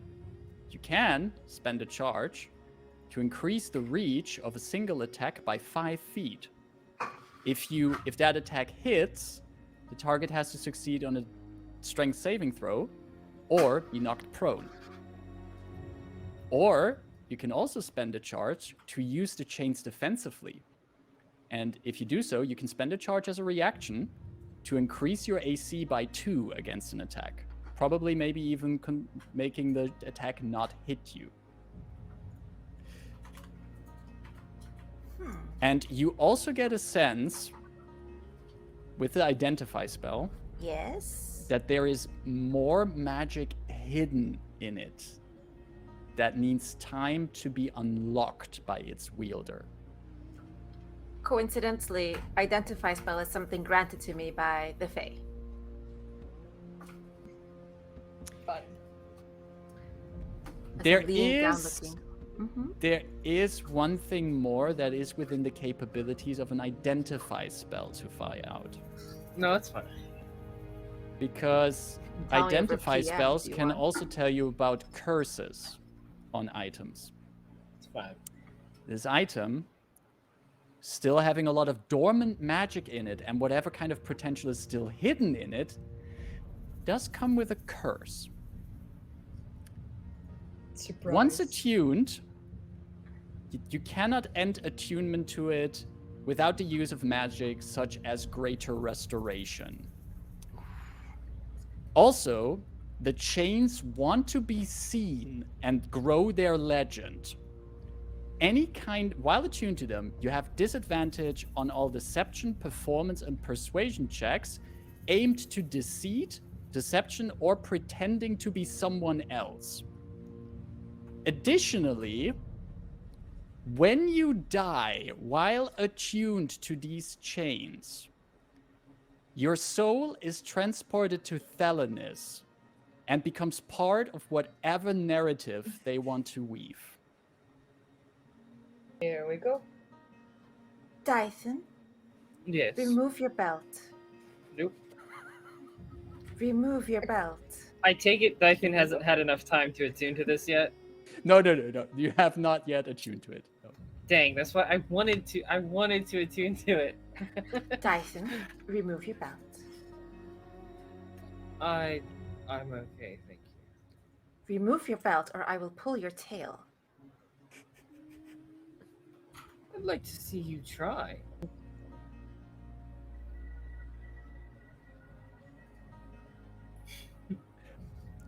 Athletics or acrobatics from both of you? Which one Here will we go I again. pick? Oh my god. We need like an athletics counter on screen for... What did you get, Rain? I got a 6. What did you get, Dythun? I got a 7. Silver I really thought you got me there. Silver I- bar? Look, I it's glare, gonna I be really glare hard for at... me to. It's gonna be really hard for me to roll lower than a 3, but yeah, no, that's a 14. So the 7 stands. I give myself advantage. But the tail is not grabbed. I will cast comment on Dythun. Command on Command. Dythun. I need a He wisdom gets save a from saving you. throw, doesn't he? Mm-hmm. What Wisdom kind of save. saving throw? I should have silver box for this. It's also a one word command. Oh, that's Yeah. a 16. Yeah, that you make it. I only have 12. Dythun, these are cursed. Like how badly though? Like As in, your soul will never, Like, your soul will really forever be cursed. trapped upon your death should you continue wearing this, and they will want to be worn. Once they are familiar with you, they don't want to be taken off. They seem to want to be the center of attention. Do you, Dythun, want to be the center of attention?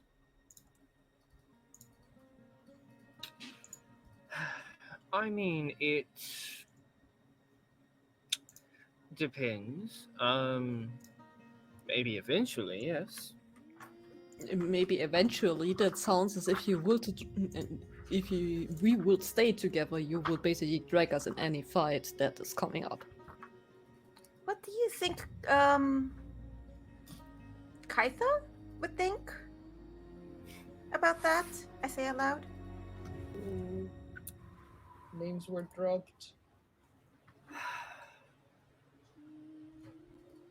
Look, if this thing wants me to go into battle, that does not necessarily mean I have to go into war, okay? The choice won't be yours. You and I have done well so far, making unorthodox but the right decisions for us. This thing will remove any choice from you.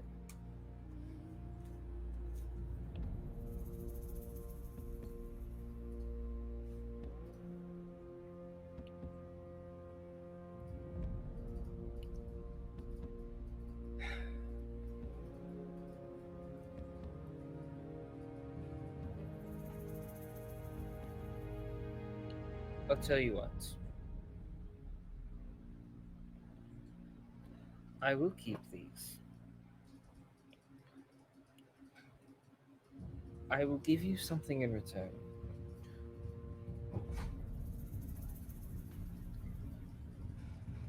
And he reaches into his bag and he pulls out this old handmade teapot you've seen him use many, many times. And it's got these this like hand painted decoration around it.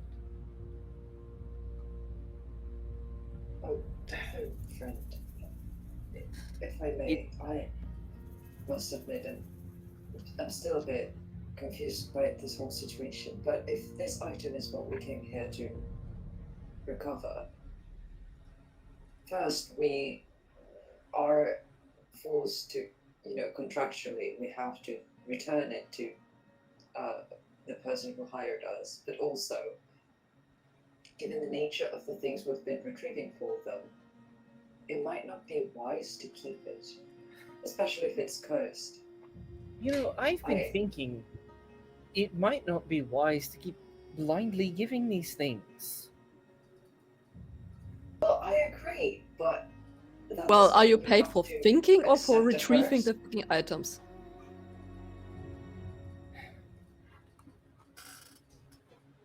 I'd like to think I have more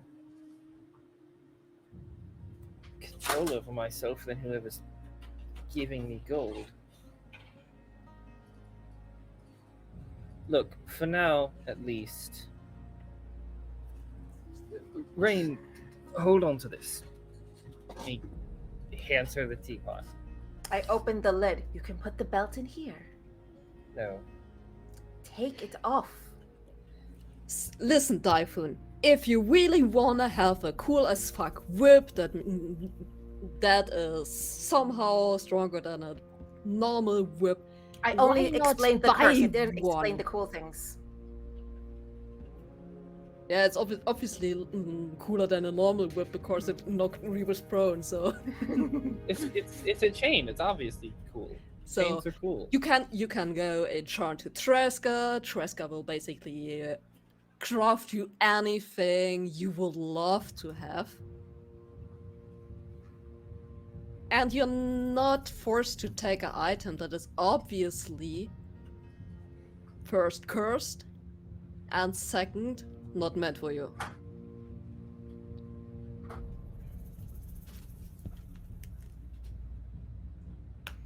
Dythun, you do remember Mur'taal, right? This entity, whatever it is you're Yeah. talking about, legend, hero. What happened? Oh, he was seemingly trapped in there, and after Dythun took the chains off of him, he died.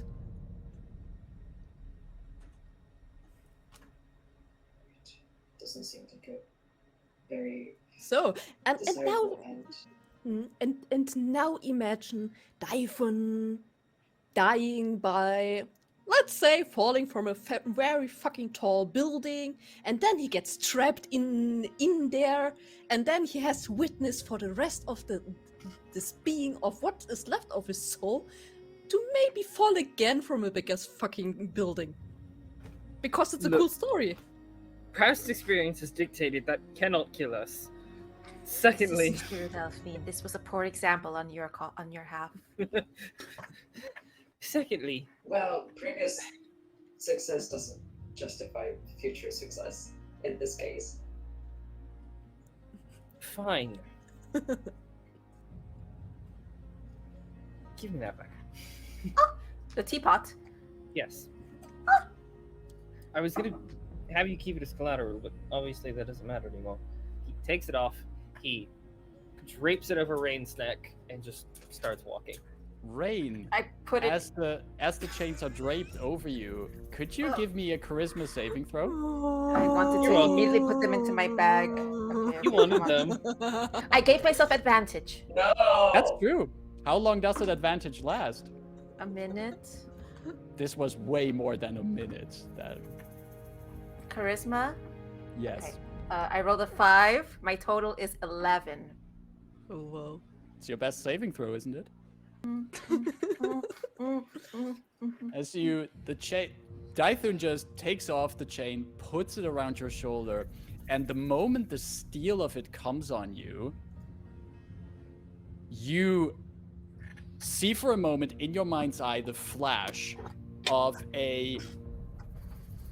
what looks like a snake that is covered in these dark layers of chitin all over its body. And suddenly a metal chain wraps around the head of this snake.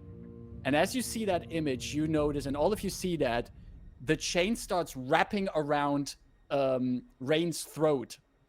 And as it wraps around your throat, you take...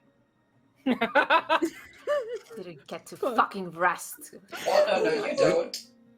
I will immediately jump and try to unwrap it. No, Or at least put my let arms this in happen. there. Hold on, hold on. Oh yeah, everyone with a low charisma is going for the chains. Please don't. What's You happening? have here? to... You take 7 points of bludgeoning damage. Uh-huh. Oh, Rain is out And again. the chains are currently trying to choke you. I'm out. What is the rest of you doing at this point?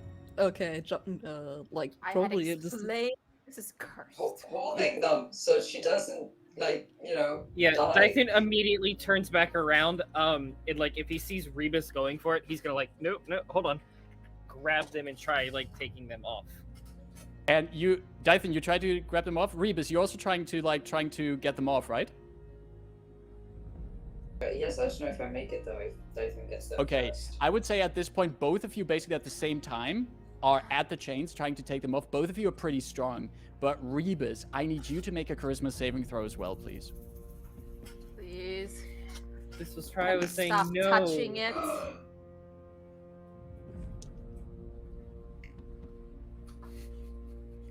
I'm so sorry. It's a natural 1 for a total of 0. That's why. Please stop touching it. So Character you, Dythun's not that much of an idiot. He was trying You- to say stop. Rebus, you get a hold of the chain, and you suddenly see yourself in what looks like What? a very fancy laboratory with a lot of equipment and tools and machines. And you no longer see the chain wrapped around Rain. It is wrapped around a small object on a table. A small object, not bigger than your thumb. That you have the immediate sense that this would fit into you. That this would give you answers. And the chain is just around it. And you can hear a voice, an invisible voice leaning over your shoulder saying, "It can help you get there, you know." And as you snap out of it, you see that on the other end of the chain, you see Dythun holding that chain as well. What do you do, Rebus?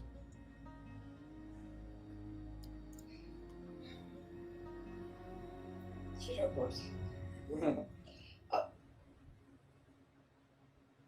You seem to be a bit outdated on our wishes and hopes and dreams. Because if you had been listening to me, you would know that I am way more keen on making my own decisions now. I don't need it. I don't need this.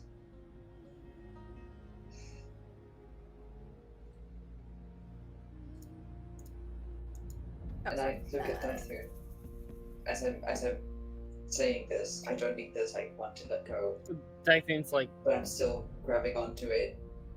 Just with You notice that Dythun is succeeding in like unwrapping it from around Rain's throat. So at one point, Rain, you're noticing that you're able to breathe again, unless you have gone like. I'm unconscious. Oh, you're unconscious from the damage. Yeah. Sorry. Yeah. Chelsea? You Help. the chains come loose from Rain, and at this point, the only other thing that's holding you, Rebus, from like pulling the chains to you is Dythun. But if you don't want to do that, you could try letting them go. I am gonna try. I hope I succeed. I truly don't. I have a question, because I've done Question this from once Dythun. before. Do I feel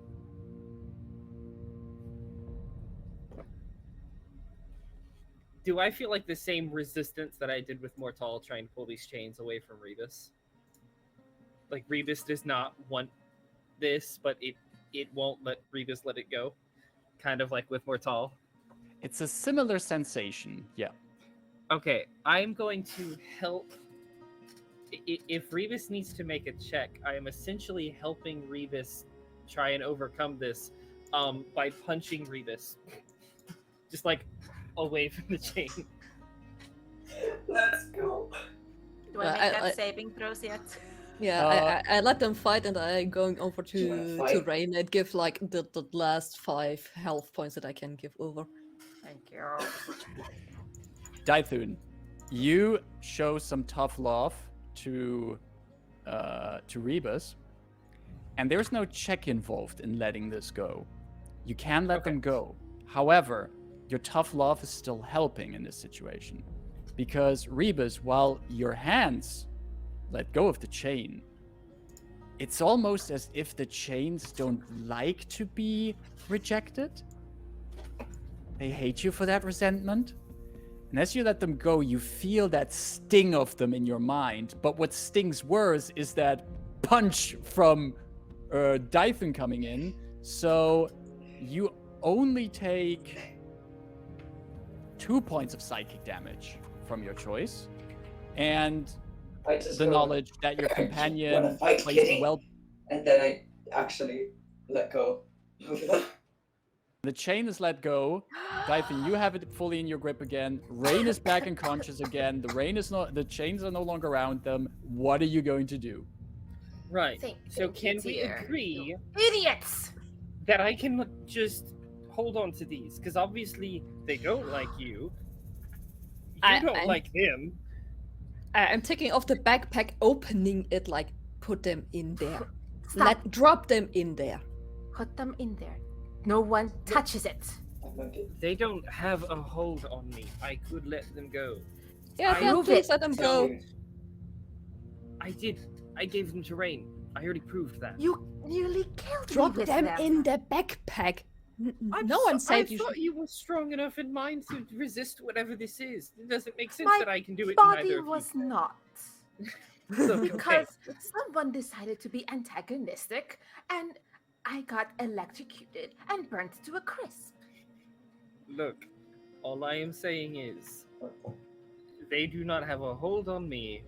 I don't know what they can do if they are left unattended. just let me hold on to them.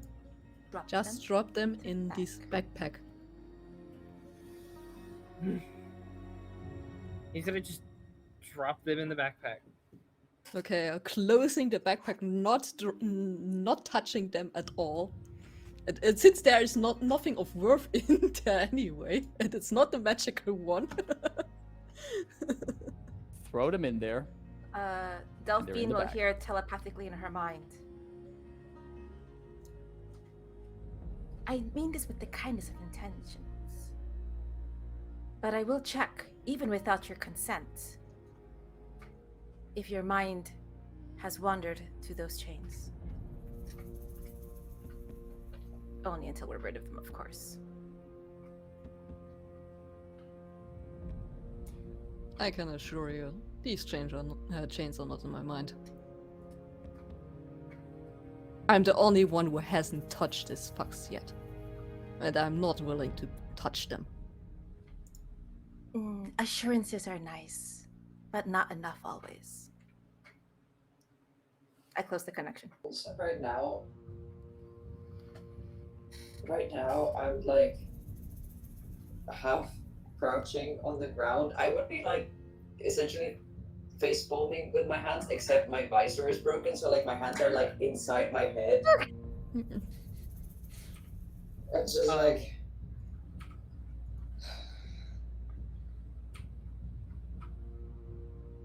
Dythun's gonna go over to Rebus and like put a hand on their shoulder. There's a bunch of steam that just like comes out. And for a moment, you get startled that it might, that I might rage and start changing. But no, it's just things move for a bit. Look, I wasn't trying to stop you from helping. I don't want you to think that. I felt it try to take over me. Yeah. Obviously, it did something to Rain. I was trying to stop you from touching them. I'm sorry. I know. It's fine. I'm not mad at you. I just don't know how much more I can take. I don't remember the end of our fight in the plane of Thelanis, but I remember most of it. And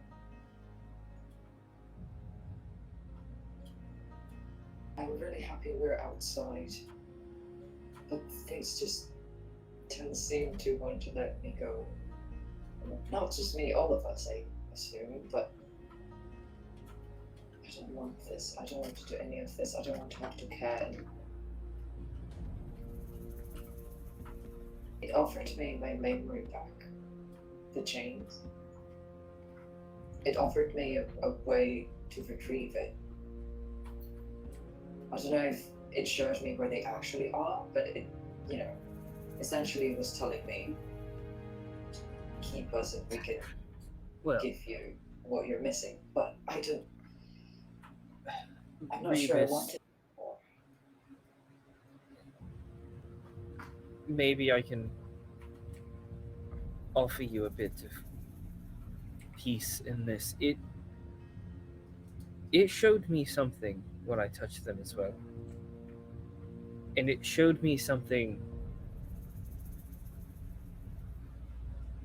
that I don't truly want, and I know that. I think that's why I was able to resist it. But it showed me something I don't even think is possible. I don't think the future it presented to me,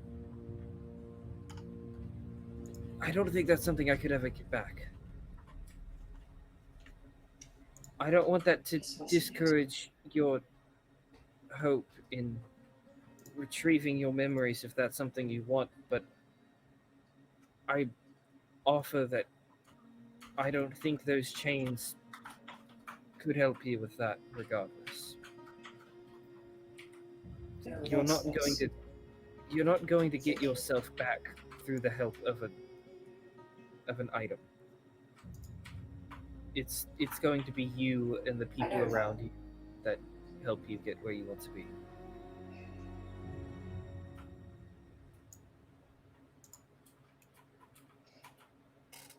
think you're correct.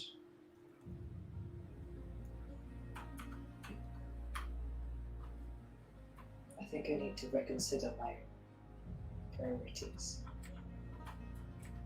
I just wish people stopped seeing me as nothing but an empty vessel that is made to be pitied.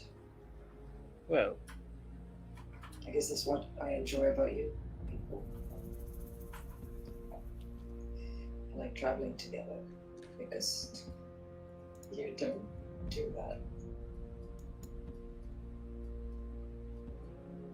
Anyway, Traveling assumes movement, as Rain is still kind of sitting in the dirt. right. Let's let's go. And Where are we going, Tanning Tools? And it sure will be 2 days of journey of getting names wrong and retracing your steps with a dose of confusion, of trying to recover memories some of you have forgotten. But you eventually, after about 2 days travel, the same amount of time that you needed to come to these regions, you come back to Rukandral. You also benefit the joys of a long rest somewhere on the way. So if you want to click that long rest button on your character sheet, please go ahead and do so to get those hit points back. Rain would have detected thoughts on Delphine to see if there was a memory of taking the chains. There was but you would just go for the surface. I would have asked a priming question and then checked. Because if you're just doing this, are you able to speak Infernal? Come again? Not yet. Not yet. Because if Rain were just scanning Delphine's service voice, it would be just like a lot of rumbling in Infernal. I would have gone deeper because Rain said in advance, like, even if it's without your consent, I will take this insurance. What you would already discover if you just even go for surface thoughts, and I'm assuming you're doing this to find out if there's like any kind of things going on about taking the chains or something. Specifically, I'm like, I don't want this influencing her. You don't get any kind of impression, even by surface thoughts, that there is any kind of influence from the chains on her. So she seems to be safe, and the chains remain in the backpack. No, he's done. Tantul would lead you back to Rukandral, and would even also lead you back to the Tribex, the inn where you stayed for one night. As you're making your way through the streets of Rukandral after some travel, taking the time, I'm assuming that on your way here, most of you also maybe took a bit of time to at least clean a little bit of your clothing somewhere in a river or something, get a little bit of the worst thing out there. But you, of course, were outside of civilization. So most of you, you look like you came from quite a journey. Point of note, Dythun doesn't clean his armor. Gotcha. He's just ready. Thank you. Stinky. Thanks for that. Excellent. Dythun does not clean his armor. I do even recall because that of reasons. We had previous sessions where this came up. Yeah, that he did. Well, I'd say for reasons, Dythun is not used to cleaning his armor. It's not been a thing he's ever had to do. Yep. Because squires always had to do it for him. No. Because he's just stinky. No. His other armor may or may not have ever gotten dirty. Exactly. Yeah. It literally does not cross his mind to think, oh, my armor might be dirty. No, it's just. So you come back to Rukandral. There's a few flies circling around Dythun, and you, you're just a few streets away from that inn, the Tribex, and Tantul turns to you and says, "I would assume that before you head on your journey back to Sharn, you might want to rest up in a proper bedroom before you travel back." Yes, please. Pentul, what are you proposing?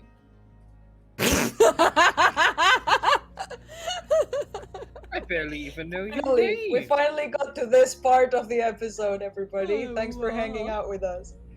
At least you got my name right this time.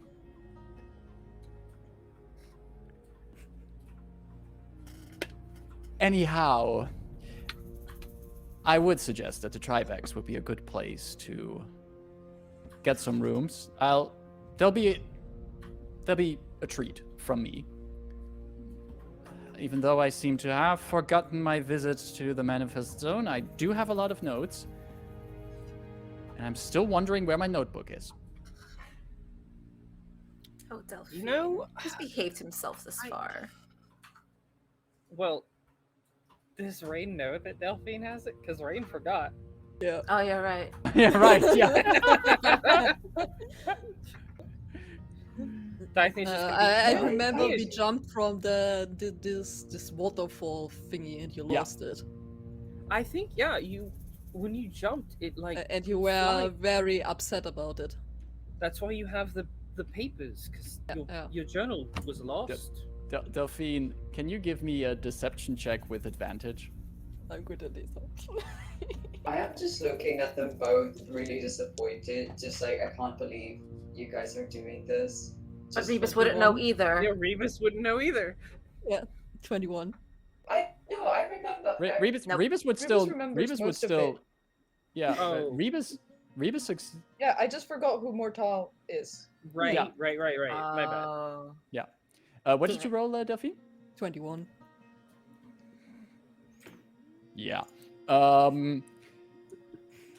You see Tantu looking there. Such a shame. Well, I had the outlines for a little short story in there. Oh well. I guess these notes that I still have, I'll make the best of them. Come, let's have some drinks and get into a warm bed. And you walk out of the alley and into the little street that leads towards the Tribex. No, I'm not gonna have you roll for this. You walk out, and in front of the Tribex, before the entrance door, there's also parts of the stables where you also saw in the stables when you came here for the first time, when Dythun wasn't with the party yet. When you came here for the first time, there were also these riding bears and everything in the stables. You notice that there's still a few mounts in there, but you also notice that parked in front of the Tribex is a wagon. A wagon that seems to be in the a wagon that seems to be has no place for any kind of beast of burden to pull the wagon.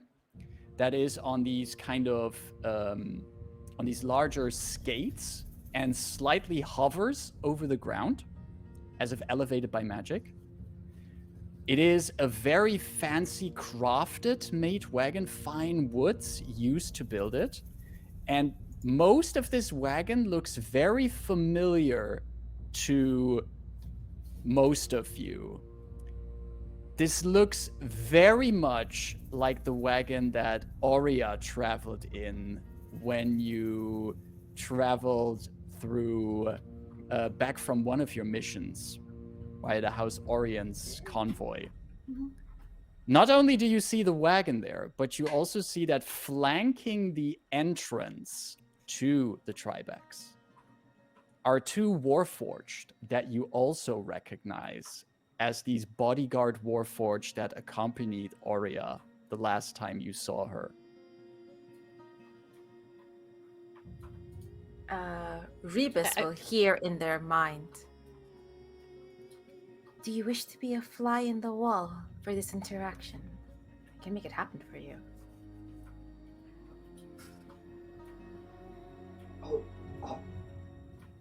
well, that's not the offer I was expecting, but perhaps that would be cautious, yes? All right. And I walk up to Rebus and I boop their shoulder and I expend invisibility. Oh, Rebus is invisible. I am concentrating. But Rebus still has a telepathic link in my mind. And it just say to like now the vanishing area. Out loud. Tanto sees this happening. He's like, is there a, and he looks over to the entrance. Huh. Guards outside of the Tribex? Important person. Complicated person. With a lot of money.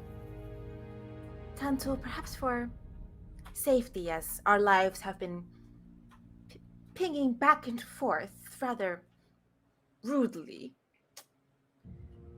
Our friend here is not around. You haven't seen them. All right? And I give like this very nice wink at him. I don't even know who you're talking about. Excellent. I'll treat you to something myself later. Perfect. Wait, you say there's important person, rich person? Ever heard of the Kornberg Library?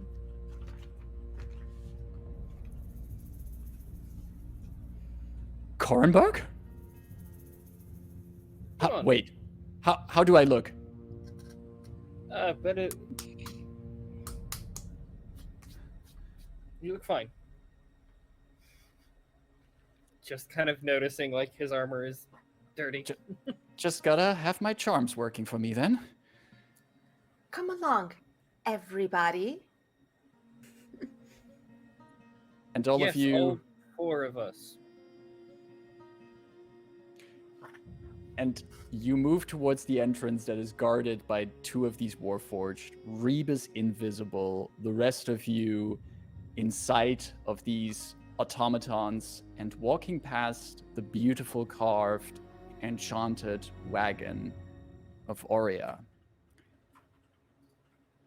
What will await you inside? What Aurea is doing here, and what this means for our adventurers? Come on, Marcus.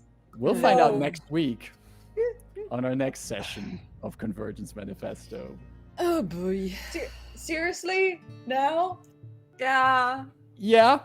Did we hurt you?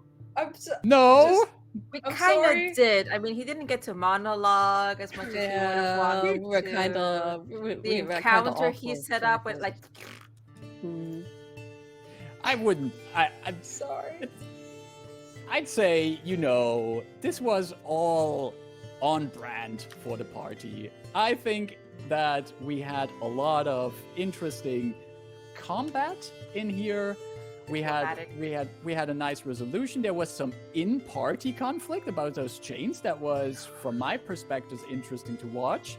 And now there's another important NPC back in your business. All the great ingredients for a session, in my opinion. Yep. And Rebus Excellent. invisible. And So the Rebus- dynamic has changed. Exactly. So, yeah. But you retrieved the item you were sent out to go for.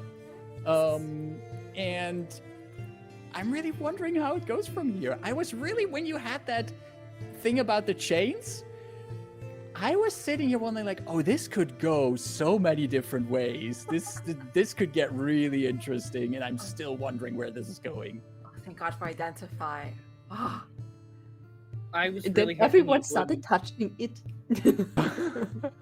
I was really hoping you wouldn't identify it because I knew they were going to be cursed. I was I like, figured, but I have. cursed item. Yeah, I mean, the version is expensive. The chains are still in a backpack.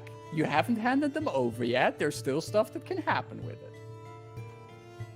Though, when it comes to these kind of in-party things, I think that while there was tension, I at least got the impression that everyone was having fun with that scene, because these Aw. kind of things can sometimes get a little bit messy, but kudos to everyone. There was tension. You played your characters well, but I think everyone was still having fun with that scene.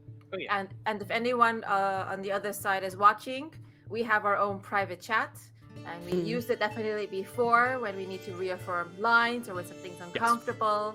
Like we're not shy about sharing that there. So Exactly. Yeah, for your own tables, if you're going to get like emotional or you have these outbursts, do it in a place of Emotional trust and damage. understanding, and like you mutually consent to these things. Then it's Exactly. fun. Then it's hella Exactly. fun. Yep. Absolutely. This If was there's anything to clarify or anything like that, we're keeping up with each other. So consent's important, understanding is important, and it's vital for every good game together. That's what helps the chaos flow. Perfect. Oh my Well, God, so many things. Marcus, why? because I am a bad person. That's why I do this. No, And we I'm- like it. And an excellent DM. I am already looking forward to next week, but before we're going to leave all of us with this cliffhanger for today, do we have any kind of announcement? I think I have a feeling, Ida, you have something to share before we head out for today. Yes. Hello world. I am Ida, and I also give a lot of my energy to a European community called Roll for Good. And Roll for Good is a community who loves TTRPG, mainly based in the EU and the UK. And once or twice, even 2 times a year, we're going to do this big charity event. And the next one is planned for October 22nd. It'll be Halloween themed.